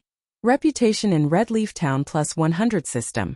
Reputation in Red Leaf Town has reached 50 points. Upgrading to Red Leaf Town First Class Citizen system. Reputation in Red Leaf Town has reached 100 points. Upgrading to Red Leaf Town Third Class Noble. Chapter 73 Demon Mask. Shifeng was slightly shocked at seeing the series of notifications. 10,000 EXP was not considered much to a level 4 player like himself. It only raised him to 27% of level 4, and there was still quite a distance away before he became level 5. On the contrary, it was the other rewards that caused his eyes to shine. Just by killing an extremely foolish elite demon, he was able to obtain an ample amount of reputation as payback. Shifeng truly did not dare imagine it was real. Reputation was extremely precious within God's domain. There were very few quests that could raise a player's reputation, and even those quests would only increase a minuscule amount. As long as a player's reputation was sufficiently high, they would be able to receive high-level quests that were normally unavailable. Players would also be able to purchase items that were not normally for sale, such as bronze equipment, special potions, and so on. At the same time, there would be discounts when purchasing items, and NPCs would have a favorable impression of you. All in all, there were many benefits brought about by reputation. After a player's reputation reached a certain degree, they could also become a noble in God's domain. Nobles were considered amongst the privileged class, and they enjoyed plenty of benefits. Being a noble was also a symbol of status. If a commoner were to anger a noble, the consequences would be severe. A light offense would result in imprisonment, while a heavy offense would result in execution. Hence, players did not dare offend nobles. So much so that even if a noble were to beat up a commoner inside a safe zone, the guards would pay no heed to the commotion. This was the gap between statuses. This was also the reason Shifeng was so shocked now that he possessed the title of noble in Red Leaf Town. He would be able to do things with much more convenience in the future. Shifeng then thought of several high-level quests that only nobles could accept. What function does this Demon Hunter title have? Shifeng called out the system interface, taking a look at the information about the Demon Hunter title. Demon Hunter, a brave warrior and an exorcist of demons who is revered by others. Wherever you go, you will possess a status equal to a noble. You are the Grim Reaper who is feared by all beings affiliated with darkness. In a 100-yard radius, monsters affiliated with darkness will have their attributes reduced by 10%. At the same time, attacks you deal towards monsters affiliated with darkness will have a 10% increase in damage. Crap. This title is just too awesome. Shifeng became slightly excited after reading the introduction to the Demon Hunter title. If a person did not have a considerable understanding of God's domain, they would have no understanding of the significance of this title. It was similar to how a dog would not know the value of a gemstone. Shifeng only became a noble in Red Leaf Town after his reputation there had reached 100 points. However, this title was only limited to Red Leaf Town. After leaving the Red Leaf Town, Nobody would acknowledge him as a noble, of course. If Shurfeng were a noble of White River City, he would be acknowledged as one throughout the area under the administration of White River City. The title had a much wider range of application. Compared to a noble of a town, the difference between the two was obvious at a glance. Meanwhile, a demon hunter would have the status of a noble in every region. This meant that even after leaving Starmoon Kingdom, Shurfeng would still be acknowledged as a noble in other countries. It should be known that not every country was friendly with each other. There were even some who were enemies. If Shurfeng wanted to do a quest in another, he would have to go through many difficulties and even be discriminated against. However, with this title, he would no longer be discriminated against by NPCs. This was the true value of the Demon Hunter title. Compared to it, being a noble in Red Leaf Town was no longer worth mentioning. Shurfeng picked up the equipment dropped by the demon's doppelganger demon mask, special item. Upon wearing it, the user can disguise himself as another person. Disguise cannot be broken without using a high-level observing skill, truly a good item. The 6 gold I spent was definitely worth it. Shurfeng happily stored the demon mask. This item was an artifact meant for robbing houses. Although he wouldn't do such a thing, it would not hurt him to use it for other matters. Adventurer. The ceremony has ended. Carrying out this ceremony has greatly weakened me, so I am going to White River City to recover for some time. If you wish to know more information about the Bible of Darkness, then find me there along with my payment. I will be waiting for you. Currently, Charlene appeared to be very delicate, her previous shrewdness completely gone. After saying her piece, she immediately activated a teleportation circle and went to White River City to recover. Shurfeng was inwardly shocked as he watched Charlene's beautiful image departing. The Moondrip ceremony this time was definitely not as simple as he previously thought. Otherwise, a divine official, which was a Tier 3 job, would not be so greatly weakened. Even Shurfeng felt as though he would be able to defeat Charlene right now. One could imagine just how weakened Charlene was. Forget it. That's none of my business. Now that the curse has been dispelled, and my attributes have recovered, I can finally start speed leveling. The earlier I reach level 10, the earlier I can activate the teleportation gate to White River City. Shurfeng shrugged his shoulders, no longer minding the matters of great characters. A small character like him still had many matters to take care of. To build up from nothing, many things needed to be done. Forget competing with those guilds. Just being paid attention to by a great demon had caused him enough headaches. He was not so leisurely as to pay attention to other matters, following which, Shurfeng departed from the library. He headed to the Chefs Association to take a look at Violet Cloud's current progress. Red Leaf Town, trade area. Just after setting foot in the trade area, Shurfeng discovered something fishy. Now that the sun had risen, logic dictated that players should have gone out to level up. Yet, the streets were currently filled with players who were holding discussions with each other. In short, it was extremely lively. It was as if a festival of celebration was being held. From time to time, Shurfeng could also see some of the upper echelons of large guilds running about the streets, shouting. They were urgently shouting, "Purchasing game currency. The greater the amount, the more we'll pay." If it were any other time, Shurfeng would not think much of it. However, the street was currently filled with various players purchasing game currency. Now that was something abnormal. What happened? The big shots from guilds were actually loosely buying game currency from average players. According to Reason, these guilds would have their own money farming teams or a signed contract with money farming specialists. In such a way, they would be able to obtain a lot of game currency. However, their current actions meant the game currency supplied by the money farming teams was insufficient. Originally, Shurfeng was still fretting over the problem of how he would get these guilds to spend their money. Now, however, it would seem that he had done something unnecessary. With a wave of his finger, Shurfeng called out the virtual trade center. He wanted to investigate the current trade conditions. Hell, what sort of situation is this? All of it is sold out already. Shurfeng discovered that the remaining 2 gold 70 silver he registered had all sold out. Now over 15,000 credits were being transferred to his bank account. Consequently, Shurfeng then took a look at the sales condition of other gods' domain game currency. Currently, the highest price for 1 silver coin had reached 72 credits, while a majority of the people were buying them at 68 credits. The current price had increased by no small margin. Just as Shurfeng was rejoicing over having sold all of his gold coins, a cursing voice came from behind him. breaking his good mood, boss. This bastard's the one. The day before yesterday, I saw him casually taking out 10 silver coins. He must definitely be rich. Now that our guild is in such a need of money, if we don't make this brat bleed a little, there will be no justice for me being locked up for so long, Drifting Blood said with a cold smile as he pointed towards Shurfeng. A group of players following behind him. Brat, you were the one who had attacked my brother?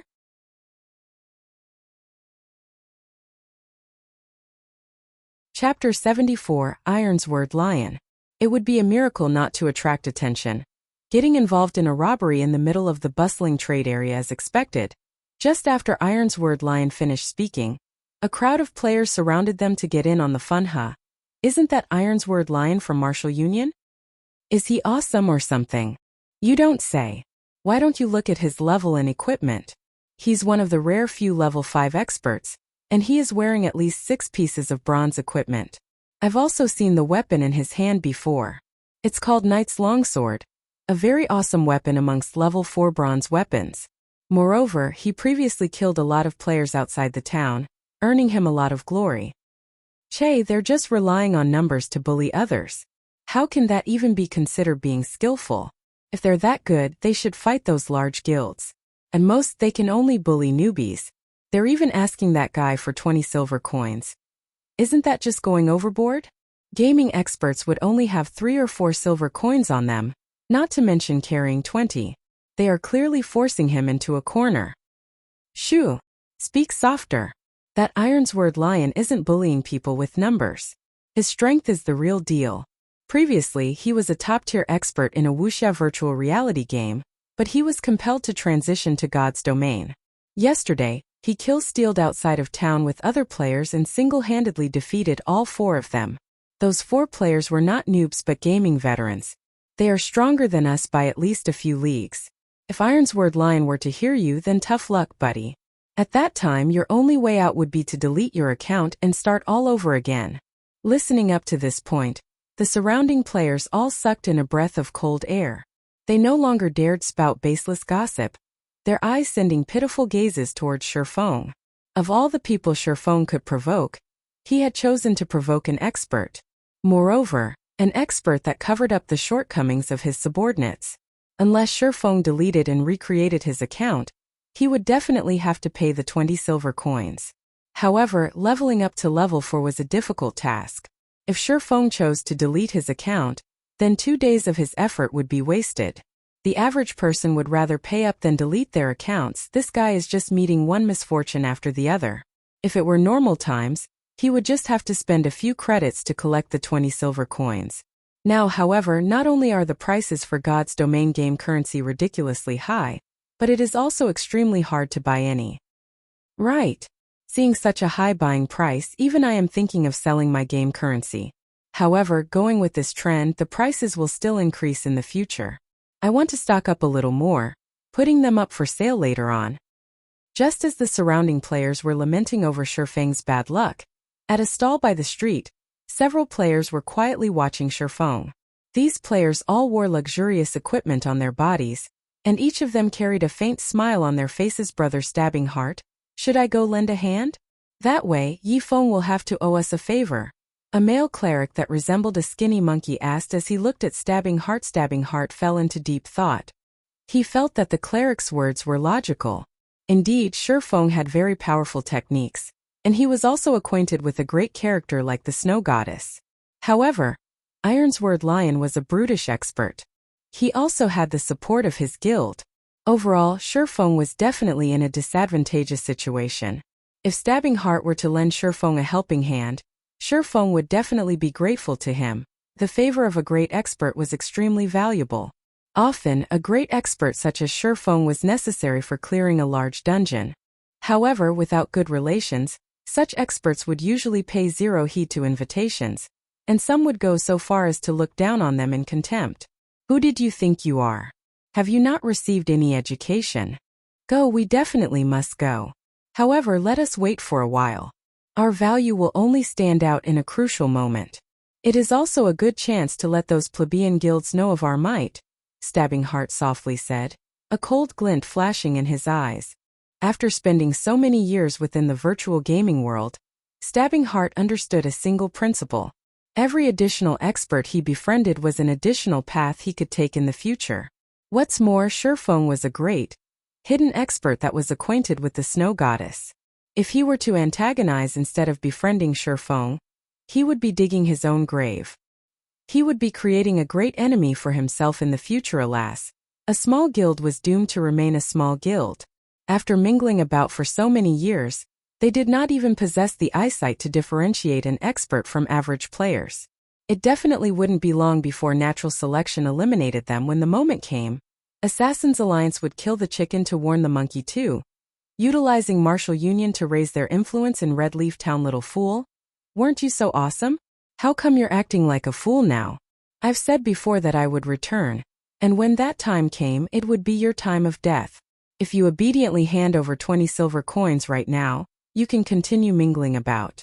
Otherwise, delete your account and start all over again. Standing behind Ironsword Lion, Drifting Blood watched Shurfeng stand there in silence. He felt immensely pleased with himself, thinking Shurfeng had become afraid. However, such a reaction was only natural. Boss Ironsword's strength was a profound mystery, and even 10 of himself would not be a match to Boss Ironsword. If a mere leisure player like Shurfeng were to meet the tyrannic Boss Ironsword, he might have already been shocked dumb enough. Drifting Blood. I'm not an evil tyrant, nor do I wish for more trouble. These 20 silver coins can be considered as a lesson to him. I want him to know who he should and should not provoke. Ironsword Lion looked Drifting Blood in the eye, then turned towards Shurfeng and proudly said, "You don't have to worry either. I, Ironsword Lion, am a person who holds true to my words. Hand over 20 silver coins, and as long as you don't provoke martial union, we will not find trouble with you." Hearing Ironsword Lion say so, Shurfeng really took out 20 silver coins from his bag. The silvery glow given off by the coins attracted people's hearts. At this crucial period of the game, 20 silver coins were extremely hard to procure, even if one spent credits to purchase them. As for taking out 20 silver coins in one go, Crab Brat, you really are rich. So what Drifting Blood said was indeed true. How about we become friends and I'll cover for you in the future? Anybody who provokes you will be provoking martial union. Ironsword Lion was greatly shocked at seeing the 20 silver coins, gulping down his saliva. Even he did not possess 20 silver coins right now. He did not imagine that Shurfeng, a leisure player, could bring out 20 silver coins. With that much money, Ironsword Lion would have much more confidence in competing for the Glimmer chestplate forging design. When the surrounding players saw all these silver coins, their mouths all gaped wide in shock. Shurfeng was truly rich. He was definitely a tycoon. Some of the upper echelons of large guilds also had their eyes turn red after seeing this scene. Ironsword Lion's luck was truly good. He was able to meet a brother tycoon just by simply searching for a player. How could it be? From afar, Stabbing Heart's expression was one of incomparable shock after witnessing Shurfeng's actions. However, what Stabbing Heart was shocked about was not the amount of money. Instead, he was shocked by Shurfeng's unexpected action. Even if Shurfeng could not win in a fight against martial union, this place was currently a safe zone. Nobody would dare to take action in here. After leaving the town with Shurfeng's skills, escaping was definitely not a problem. So, just why did Shurfeng compromise and offered up 20 silver coins? You wanted 20 silver coins, right? Shurfeng asked Ironsword Lion with a smile. Let's trade. Noticing that he had lost his composure, Ironsword Lion immediately turned serious just as everyone was watching Ironsword Lion with envy. An incomparably pitch-black longsword pierced through the pit of Ironsword Lion's stomach. Ironsword Lion's HP was instantly reduced by over 100 points. Just as the person himself wanted to resist, he had discovered many chains binding him, preventing him from even moving a muscle. Shurfeng calmly pulled the abyssal blade out from Ironsword Lion's stomach. He then followed up with a chop and an earth splitter, his sword slashing down on Ironsword Lion's body. As a result, Ironsword Lion's HP madly fell without any signs of stopping. The might of a magic weapon was incomparably shocking, even more so when coupled with a level 6 chop and a level 4 earth splitter. Killing a level 5 swordsman fully geared with bronze equipment was a truly simple matter, not to mention that Shurfeng had been the one to take the initiative and carried out a sneak attack. Even an expert would fall under such circumstances. These two attacks took all of Ironsword Lion's HP. Ironsword Lion did not even get the chance to retaliate before letting out a pitiful cry, his body falling to the ground, never to move again. Then his body turned into starlight, vanishing and leaving behind a piece of equipment. Who else wants it? Shifeng fixed his gaze on the members of Martial Union, giggling as he asked. The entire street of the trade area suddenly became deathly silent. Not a single person was able to mutter a word. Chapter 75 Money is a Burden. Ironsword Lion died just like that. This ending was the complete opposite of everyone's expectations. From the moment Shifeng's sword pierced Ironsword Lion's stomach to the moment of Ironsword Lion's death, everyone clearly witnessed Shifeng's every action. However, one thing that made everyone feel odd was that Shifeng's sword was not really that fast. From their perspective, even they could easily dodge Shifeng's sword. So why couldn't an expert like Ironsword Lion? Ironsword Lion died without even being able to retaliate. Could it be? Did Ironsword Lion just look impressive but was actually a weakling? Was he just a paper tiger? However, everyone immediately denied such a silly notion in their hearts. Ironsword Lion's equipment was not fake. Him being level 5 was not fake either. He was a genuine expert. However, how could an expert fully geared in bronze equipment, whose defense and HP far outstripped the average player, be killed so easily? It was truly inconceivable. Even if an average player were to attack Ironsword Lion madly, they would need quite some time before they could kill him off. However, Ironsword Lion was taken care of by Shifeng in only 2 moves. How horrifying of an attack power did Shifeng possess to achieve such a feat? Thinking up to this point, everyone felt utterly defeated. What fat sheep? What tycoon? The Shifeng before them was simply a devil wearing a human mask, giggling at them. Meanwhile, they had been completely oblivious to the truth. A cold chill suddenly flowed through their bodies, causing them to shiver. They no longer dared to look at Shifeng's smiling face. You're despicable. Drifting Blood retreated a few steps, his trembling finger pointing at Shifeng. Currently, Drifting Blood was facing incomparable shock in his heart. Compared to other people, he had a much greater understanding of Ironsword Lion's strength.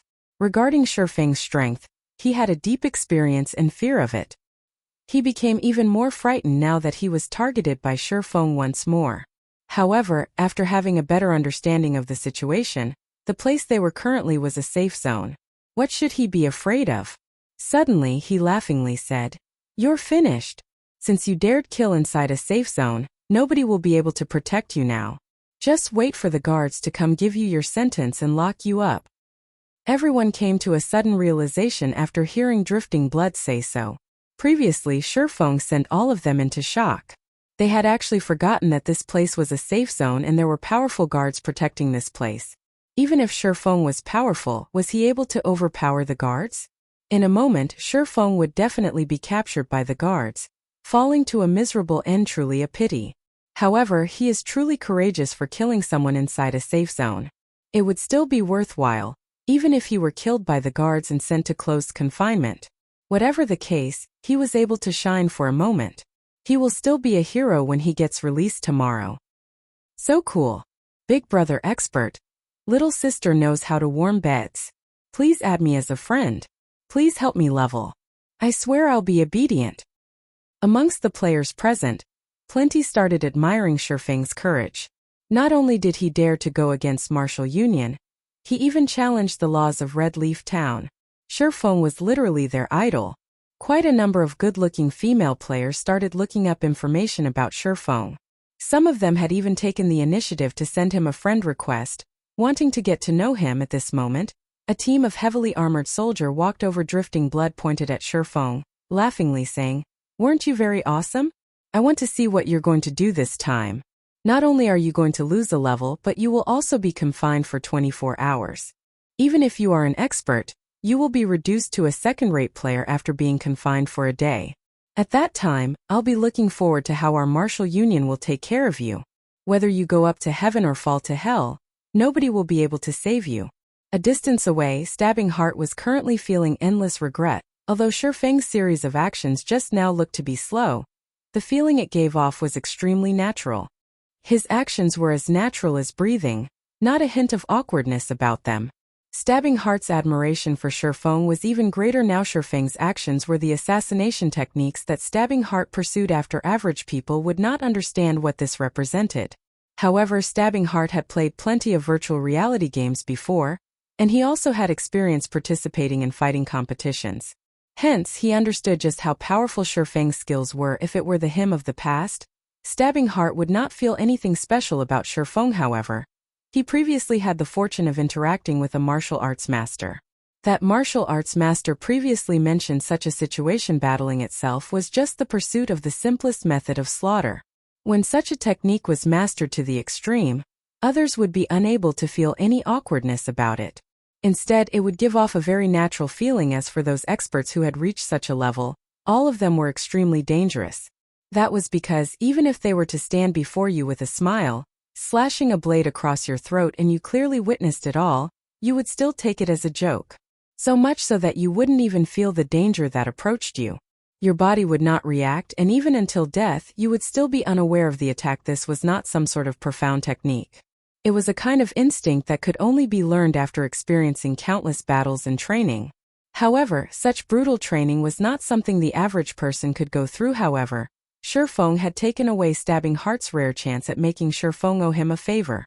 Stabbing Heart did not imagine Shifeng would be so decisive, killing Ironsword Lion with zero hesitation. How was he supposed to show off now? How was he supposed to find an opportunity to seek Shifeng's guidance now? Stabbing Heart had no ways to deal with the guards who just arrived. Regarding this situation, Stabbing Heart held bitter hatred towards Ironsword Lion. The person actually caused him to lose a good chance to ask for guidance. Wearing a silvery gray heavy armor, the guard captain walked up to Shifeng. The other guards surrounded him accordingly, causing the atmosphere of the street to become abnormally oppressive. Mr. Guards, it was him who killed my big brother. You definitely must arrest him. Drifting Blood walked towards the guard captain, his face carrying a cold smile as he pointed at Shifeng, accusing. However, the guard captain paid no heed to Drifting Blood. Instead, his deep gaze shifted to Shifeng, a faint smile appearing on his face, saying, "Revered Lord Demon Hunter, this place is Red Leaf Town. According to the laws of the town, you have to pay the price for killing someone here. Otherwise, I can only invite you to make a trip to the confinement room." Everyone became dumbfounded after listening to the guard captain's words. Drifting Blood's mouth widened even more. It could fit 3 chicken eggs. What sort of situation was this? The guards did not actually kill Shifeng on the spot? Moreover, he would only be confined if he did not pay the fine. Was Shifeng the town mayor's son or something? No, that wasn't right. The town mayor was already dead. No one understood why the guards were so courteous today. When usually meeting them, not to mention a faint smile, they were gods of slaughter with grim expressions. I only killed him because he threatened me. However, I am not an unreasonable person. Tell me, what price do I have to pay? Shifeng nodded his head, calmly turning towards Drifting Blood, and giving him a calm smile. Shifeng had his own reasons for daring to kill Ironsword Lion.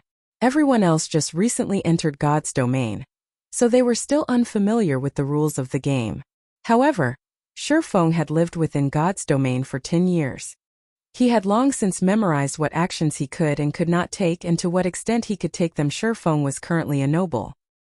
His status far outstripped that of commoners. If he was not a noble, he might have just turned around and left without paying any attention to Ironsword Lion. At worst, he would just start an exciting battle if they were to meet outside the town.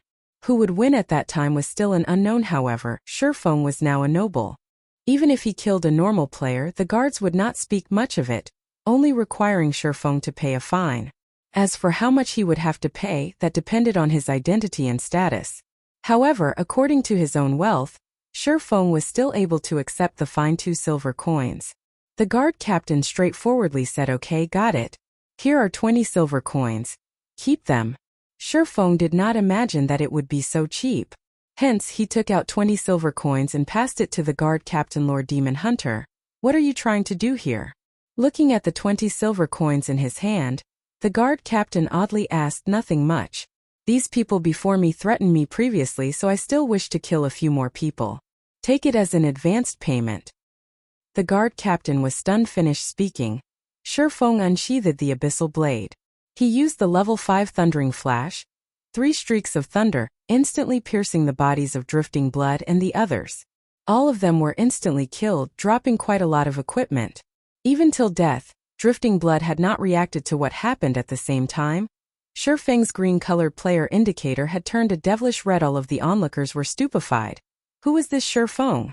He was just too awesome. The players from Martial Union were most likely dumbfounded now. Shifeng had simply spent 20 silver coins to purchase their lives. With money you could do whatever you wanted. The more unfathomable thing was that the guard captain did not say a word about Shifeng's actions. He only counted the number of players who died. Discovering that he had received 4 extra silver coins, he returned the additional silver coins to Shifeng before he turned around and left. Chapter 76, Earth-Shattering Name. After getting rid of all of Martial Union's members, Shifeng sealed the feud between him and Martial Union. However, Shifeng did not regret his actions. Even if he turned and left just now, the players from Martial Union would not have let him go. So, he might as well weaken Martial Union's strength.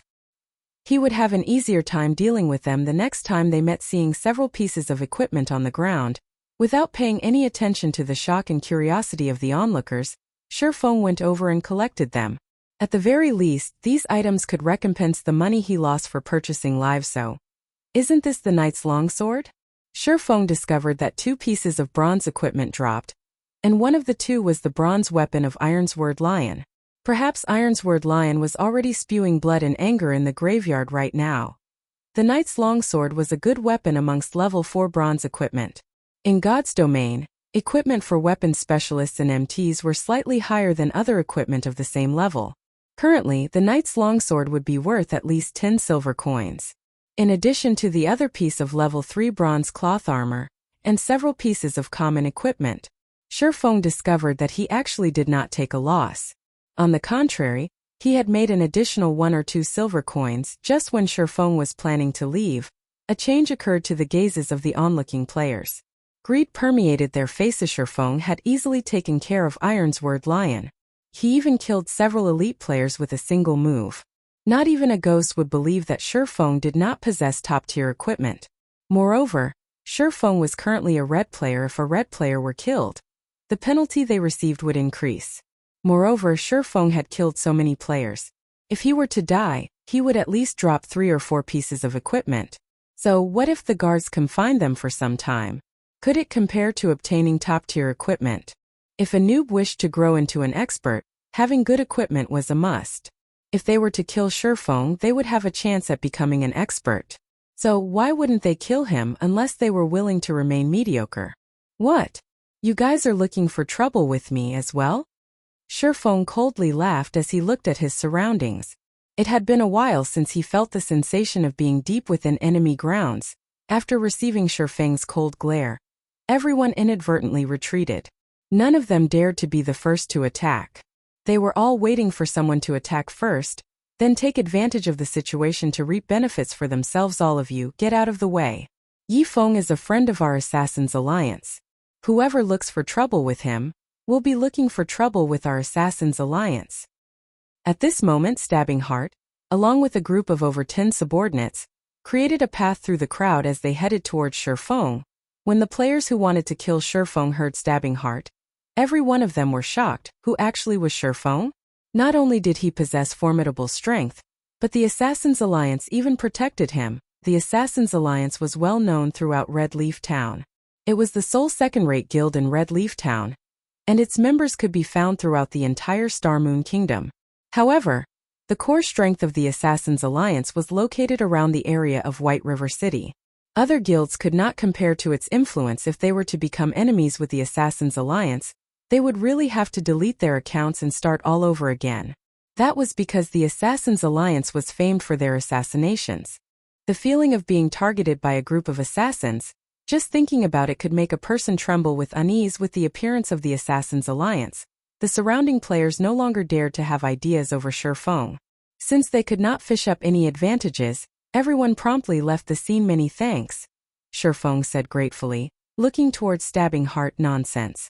With Brother Yifeng's strength, even if I didn't show up, they would still be helpless against you. I was just pushing the boat along the current. Stabbing Heart cupped his hands, saying in admiration, Today Brother Yifeng has really widened my horizons. Even I would find it hard to kill Ironsword Lion. I did not imagine Brother Yifeng's skills to be so powerful as to get rid of Ironsword Lion in just a few moves. I was just lucky, Shifeng calmly said with a smile. Brother Yifeng really is humble. However, there is one matter that I can't make sense of. Why won't the guards find trouble with Brother Yifeng? Even when you killed players in the safe zone. Stabbing Heart had faintly guessed the answer already, however. He still did not believe that Shifeng could accomplish it that quickly. Nothing much. I only have such a special privilege because I just completed a quest and became a noble in Red Leaf Town. Shifeng did not hide the truth from Stabbing Heart. He knew that he would not be able to hide it, so he might as well reveal a portion of the truth. As for the Demon Hunter title, he would still have to keep it a secret. Otherwise, it would be too eye-catching and attract unwanted trouble. Stabbing Heart's heart loudly thumped when hearing Shifeng's explanation. His eyes stared at Shifeng. Mind-boggled. Assassin's Alliance had spent an unknown amount of effort to obtain reputation for Red Leaf Town. Yet, they only managed to obtain 10 reputation to date. Even Broken Wind, guild leader of the first-rate guild, Star River Federation, was only a first-class citizen, and there was still a long way to go before he became a noble. However, the Shifeng before him was actually a noble already. The difference between them was just too huge. Originally, Stabbing Heart already had a high estimation of Shifeng's strength. He truly did not imagine that he was still underestimating Shifeng. However, according to his memory, he was acquainted with most of the top-tier experts that use swords. Even the ones he weren't acquainted with, he had at least met before. However, Shifeng did not resemble any of the figures in Stabbing Heart's memory. However, the world was a wide place. There was bound to be some top-tier experts who hid from the world. Now that God's domain's influence was growing larger by the day, it wasn't particularly strange for these experts to enter God's domain as well. It was no wonder that the Snow Goddess acted extremely friendly when dealing with Shifeng. Stabbing Heart guessed that Shifeng was an extremely famous but hidden expert, and that he was merely unaware of him. The earlier he tightened the connection with such hidden experts, the greater the aid it would be towards the guild's future development. Thinking of up to this point, Stabbing Heart smiled slightly. He felt his luck was good for discovering a top-tier expert like Shifeng. Shifeng, on the other hand, did not know why Stabbing Heart suddenly smiled. He took a glance at the street filled with guilds purchasing game currency, abruptly asking, "Brother Stabbing Heart, I wonder what has happened here? Why are there so many guilds trying to collect game currency?" "Oh, you don't know?" Stabbing Heart was slightly shocked, looking at Shifeng with astonished eyes. This matter had already become well known amongst the players in White River City, so how could Shifeng not know about it? Shifeng shook his head, saying, "I've been doing my quest all this time, only returning now. So that's why. This matter has also only recently started." Stabbing Heart came to a realization. He then explained, "Not long ago, a Glimmer chestplate forging design appeared on the auction house. You should know how good the attributes on the Glimmer chestplate are. The usefulness of its forging design goes without saying. After all the guilds discovered its existence, all of them started competing over it. Our guild is no exception. Unfortunately, our guild's background is still slightly lacking, and Star River Federation won the forging design for 2 gold and 33 silver coins. Originally, our guild had already given up. However, it wasn't long before another Glimmer chestplate forging design appeared on the auction house. That was the start of all the commotion. Every guild has started to madly collect funds, all of them wanting to bid on it. The bidding this time ended with the Glimmer chestplate forging design being sold for 2 gold 51 silver coins. Nobody could have imagined that a third piece would have appeared right when many guilds were feeling disappointment. Right now, everyone is still bidding over the third piece. However, according to my estimates, the third piece will be sold at an even higher price. Only, nobody knows if there will be more of the forging designs up for auction, so I came here to collect game currency. Currently, everyone is guessing that Black Flame Forger is selling the Glimmer chestplate forging designs.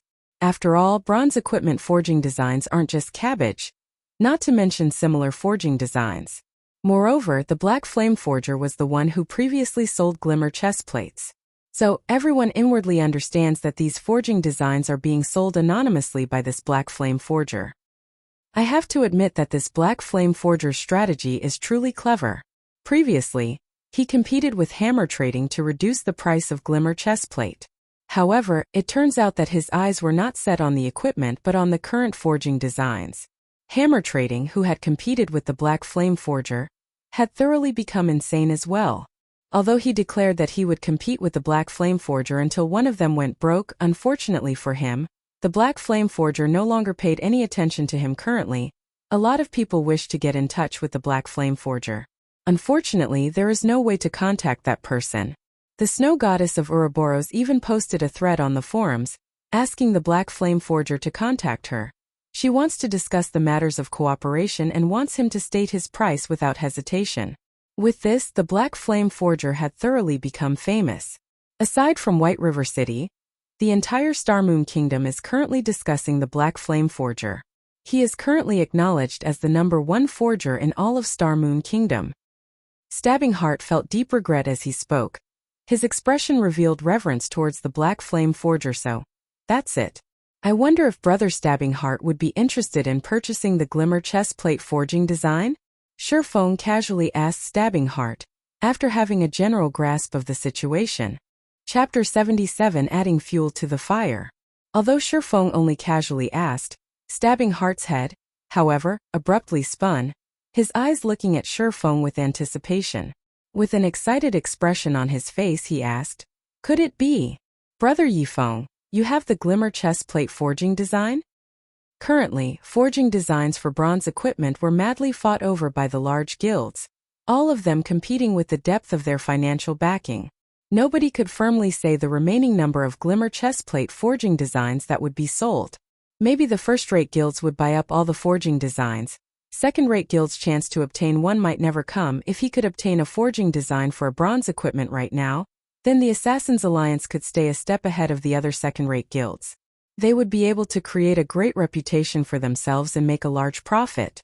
At that time, they would have a greater chance when competing over White River City. However, Shurfeng simply shook his head. Stabbing Heart's excited mood was suddenly extinguished, becoming downhearted. However, after he gave it some thought, aside from the Black Flame Forger and hammer trading, there had yet to be a third player who could bring out a forging design. After all, such an item depended on luck to obtain. "Didn't you want to bid for the Glimmer Chestplate? I can lend you some money," Shurfeng said in an unhurried tone. Realization struck Stabbing Heart. Shurfeng indeed was very rich. It was obvious that he had considerable possessions. From the way he was able to take out 20 silver coins without effort. However, compared to those first-rate guilds, the difference was still far too great. It would be amazing if Shurfeng had 30 to 40 silver coins. Hence, Stabbing Heart said with a sigh, "Brother Yifeng, it's not that I don't believe you, but the Glimmer Chestplate forging design's price is just too high. Just 20 or 30 silver coins won't be very useful." "Oh, then how much do you need to bid for it?" Shurfeng confidently asked. Although Shurfeng did not know how much was needed to bid for the forging design, he had over 4 gold coins that he obtained from the 2 forging designs that were sold. The money from these 2 items had already been deposited in his bag, so he was certain he would be able to bid for the 3rd Glimmer Chestplate forging design successfully. He could also make Stabbing Heart owe him a favor by doing so. In any case, these coins would still end up in his hands. Why would he be against this decision? The results of the Glimmer Chestplate forging design far surpassed Shurfeng's expectations. With this many guilds going all out competing for the forging design, it was no wonder there was a game currency shortage causing the price to soar. However, this situation was a very good news to Shurfeng. If Shurfeng did not add fuel to the fire right now, he would not be doing his long period of arduous effort any justice. Stabbing Heart raised 3 fingers, helplessly saying, "The competition right now is becoming increasingly heated. According to my estimates, we would need at least 3 gold coins to secure the bid. Otherwise, there is no hope for success." "How much do you have on your side?" Shurfeng asked, taking the initiative. He did not intend to lend Stabbing Heart 3 gold coins in a single breath. "I have 2 gold, 10 silver. It is extremely hard to collect game currency right now, as the other guilds have purchased almost all of it. I have already planned to give up the competition, and instead go and level up," Stabbing Heart said with a sigh. "Then I'll lend you 90 silvers. That way you will have collected 3 gold coins," Shurfeng said, smiling. He immediately selected to trade with Stabbing Heart. Placing 90 silver coins in the trade window, Stabbing Heart was suddenly shocked when he saw the 90 silver coins inside the trade window. He did not imagine Shifeng would possess that much money. Also, Shifeng had also spent over 10 silver coins just now. Didn't that mean that Shifeng had at least 1 gold coin on his person? If the Assassins' Alliance did not put all their efforts into collecting funds, then the guild's fluid funds would be similar to the amount Shifeng possessed. However, they were a second-rate guild, and their guild members numbered over 20,000. They also had a specialized 500-man money farming team. Meanwhile, the money Shifeng had earned alone was actually more or less the same as their guild brother Yifeng. Thank you truly. I will repay this favor in the future. Stabbing Heart excitedly exclaimed.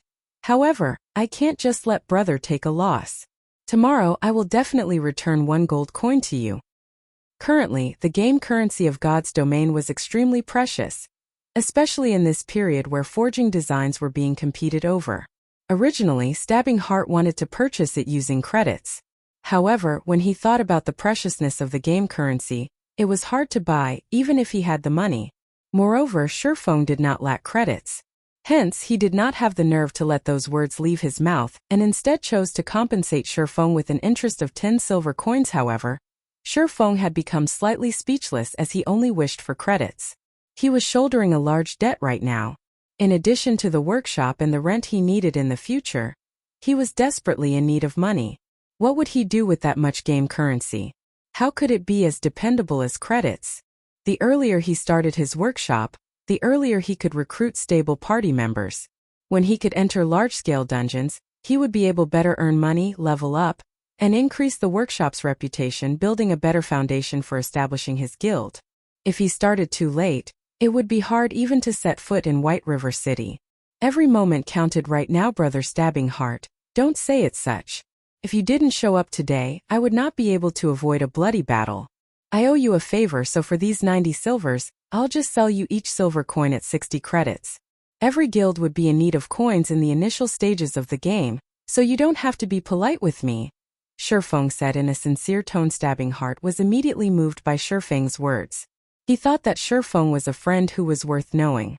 If he returned Shifeng 1 gold coin tomorrow, it would cause quite a lot of trouble to the guild's operation. Moreover, nurturing forgers and purchasing materials required large sums of coins. It couldn't be any better if he purchased them using credits. I can't thank brother Yifeng enough. However, 60 credits is a little too low.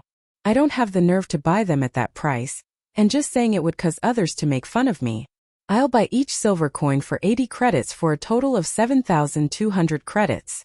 I'll transfer them to your account immediately. Stabbing Heart was very joyful. Even if Shifeng were to have complaints about the matter, Stabbing Heart would still stubbornly transfer all 7,200 credits to Shifeng. Brother Yifeng, I'll be leaving to bid for the forging design first. If you have any problems in the future, please don't hesitate to contact me. I'll definitely go all out to help you. Finished speaking, Stabbing Heart hurriedly left with his subordinates to the auction house. Seeing the additional 7,200 credits in his bank account, Shifeng helplessly smiled. His opinion of Stabbing Heart grew even more favorable in his heart. Currently, his bank account had more than 20,000 credits. The money for 2 virtual gaming helmets was now secured. At the very least, he would not lose the virtual gaming helmet after the 7-day duration was up and lose the ability to play God's domain. The remaining task he had was to earn even more money and collect some funds before the start of the school's fellowship party. Who knew he might obtain a great chance at the fellowship party? Building an unshakable foundation for his workshop in Shifeng's previous life, Shadow had obtained a big chance at the fellowship party. It was precisely because of this chance that allowed Shadow Workshop's strength to greatly increase, giving them the confidence to compete with other third-rate guilds over controlling rights for White River City in this life. Since he was to attend the fellowship party, he would not let go of this great opportunity. Naturally, he would compete for as much as he could, following which, Shifeng looked for a hotel and rented a guest room there in Red Leaf Town. The red name above his head was too eye-catching. If he did not look for a way to deal with it, his every action would attract the attention of surrounding players. I never thought I would have to use this item this quickly. Shifeng took out the demon mask from his bag. He could not help but shake his head and laugh. If he did not have this item, He really would a difficult time solving the matter of his red name. After wearing the demon mask, Shifeng adjusted his facial appearance.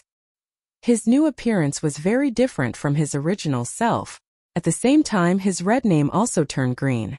If others did not possess a high-leveled observation skill, they would not be able to see through his disguise. After confirming that there were no problems, Shifeng placed his remaining 3 gold coins onto the virtual trade center. Each silver coin was sold for 80 credits. Based on the current level of competition, as long as the Assassins Alliance successfully bid for the forging design, those first-rate guilds and other second-rate guilds would most likely be unable to sit tight. The competition then would be more insane than now.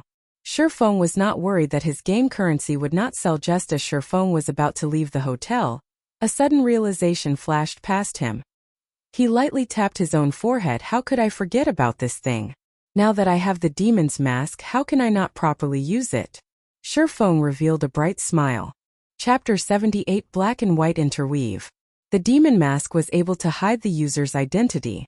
In God's domain, it would be inconvenient for Shifeng to reveal himself in many matters.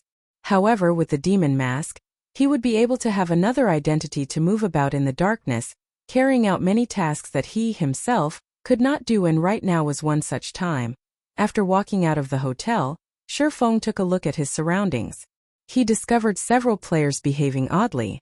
Their eyes were glued onto the hotel's main entrance as if they were waiting for something. However, due to the effects of the demon mask, these players did not pay any attention to Shifeng. Why hasn't that brat come out yet? Is he planning to stay inside there until his red name changes back?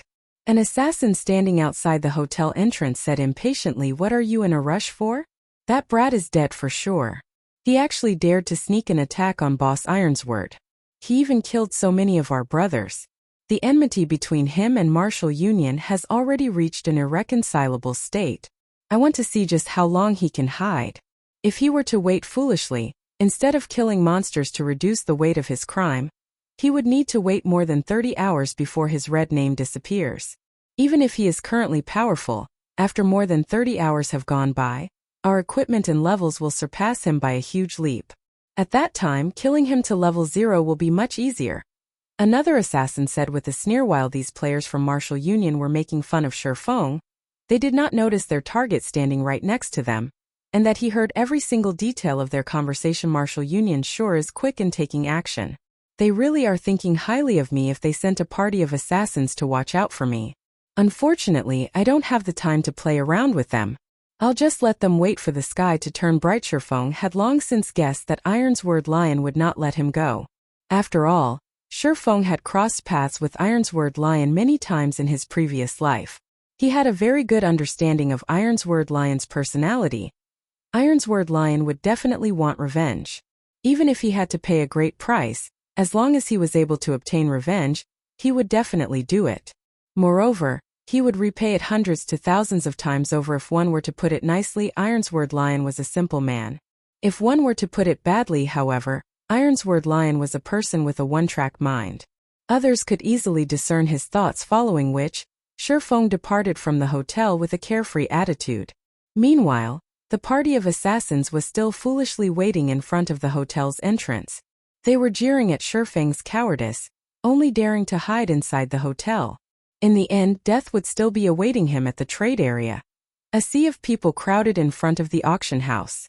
Shifeng could not even squeeze himself inside to purchase materials.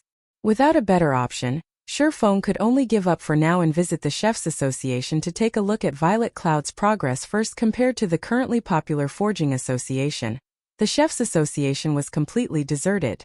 There was only a fragment of lifestyle players entering and leaving the association. After arriving at the kitchen he previously rented, Shifeng readjusted the demon mask, returning to his original appearance but still hiding his red name. After entering the kitchen, Shifeng discovered Violet Cloud currently concentrating on making fruit juice. Her hand movements were extraordinarily speedy and experienced. She was currently also level 3, surpassing many other lifestyle players. Although Shifeng had seen many master chefs make cold beverages before, none of their actions were as smooth and natural as Violet Cloud's. It was truly hard to believe why Violet Cloud would say her production speed was extremely slow. Her speed was shockingly fast. Did Violet Cloud intentionally trick him? Shifeng shook his head, feeling that Violet Cloud had no reason for doing such a thing. Hence, he walked over and suddenly asked, "Violet, how are you faring?" However, as if Shifeng's question did not enter Violet Cloud's ears, she was still concentrating on making fruit juice. There was nothing else present in her heart. Looking at Violet Cloud's degree of focus, Shifeng was slightly shocked himself. He no longer tried to interrupt Violet Cloud and instead chose to stand by the side and observe her. After more than 10 minutes had passed, Violet Cloud had yet to discover Shifeng's presence. Meanwhile, she had already crafted more than 10 cups of fruit juice. These fruit juices looked extremely refreshing, and they gave off a faint, captivating fragrance after she used up the materials in her hands, just when Violet Cloud was about to retrieve more. Ah! Violet Cloud was shocked into a jump as she discovered that her boss, Shifeng, was standing behind her. From the looks of it, he had been waiting for quite some time now. Violet Cloud's heart became frantic as she thought about how she let her employer wait for so long. Lowering her head, she said in a nervous tone, "Sir, have you completed the 900 cups of fruit juice?" Shifeng asked with a smile. Shifeng's evaluation of Violet Cloud had greatly risen as of this moment. The more focused someone was when doing something, the greater the efficiency. It was also easier for them to overcome difficulties. However, not everyone was able to constantly maintain a high degree of focus, just like how a student's thoughts would wander after studying for a long period of time, or become absent-minded after listening to the teacher's lecture for some time. However, Violet Cloud possessed extraordinary focus. When carrying out a task, her efficiency would definitely increase by several folds, doing half the work for double the effect. It was no wonder why she was able to become a cleric god in the end. Even if she were not a cleric and instead played some other job, her achievements would most likely still be great and they're all done. However, I obtained a realization when I was making them before. After spending a lot of materials, I created a new fruit juice. You won't blame me for it, right, sir? Violet Cloud said, slightly afraid. After all, she did not carry out her task according to Shifeng's requirements. After completing the 900 cups of fruit juice, she went on to concoct other recipes. Shifeng involuntarily laughed. Looking at the hundreds of cups of fruit juice on the table, he encouragingly said, "Why would I blame you? More than that, I want to reward you. With the new fruit juice, I will have greater confidence in carrying out that task of mine. Here are 3 silver coins as your reward. I hope that you can bring forth many new creations in the future. As for your share in the sales of these fruit juices, I'll give it to you after I sell them. As for the fruit juices, you no longer need to make them for now. Afterward, focus on making the wolf meat dishes. I still have a great use for them." Currently, players did not regard wolf meat as precious. However, after it was turned into a wolf meat dish, its price could be increased over 10 times. Such an increase was due to the fact that after consuming the wolf meat dish, every job would have their main attributes increased by 5 points, and its duration was 1 hour. Such an increase was extremely attractive to a majority of the players. The increase was equivalent to gaining another level, and with it they would be able to kill monsters much more quickly. Only, after taking the manufacturing costs into account, most of the current chef players did not pay much attention to dishes with such high costs. However, by the time they did pay attention, they would have already missed a huge opportunity. "Thank you, sir. I will definitely complete my task." Excitement and appreciation filled Violet Cloud's face after she received the 3 silver coins. She felt she was truly lucky for being able to meet Shifeng. Otherwise, she would still have to conduct sales out in the streets, only to end up selling just a few cups.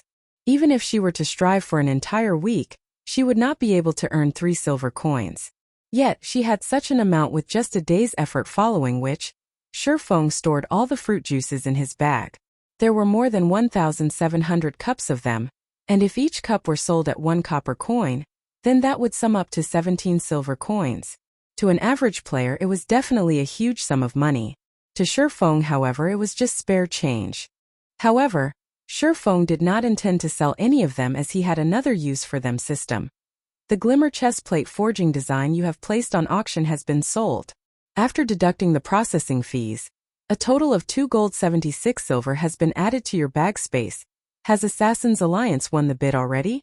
Shifeng called out the official forums. Just as expected, the Assassin's Alliance posted a thread, widely advertising the forging design they successfully bid on and taking the chance to increase their fame and influence. After all, being able to purchase a forging design indicated the guild's background. This would cause many leisure players to reconsider their estimates of the Assassin's Alliance's strength. Violet, if you wish to convert your coins to credits, wait for another hour or two before registering them on the virtual trade center. That way, you will be able to obtain a higher price. Shurfeng reminded Violet Cloud after some thought. Violet Cloud obediently nodded her head. Although she did not understand Shurfeng's intentions, she still chose to believe in him. After all, Shurfeng was currently her knight in shining armor. Afterward, Shurfeng gave Violet Cloud another 5 silver coins for her to purchase the materials needed to make the wolf meat dish. He then departed from the Chef's Association, his appearance changing into an older gentleman. It's about time I contacted her. Shurfeng had done all the necessary preparations.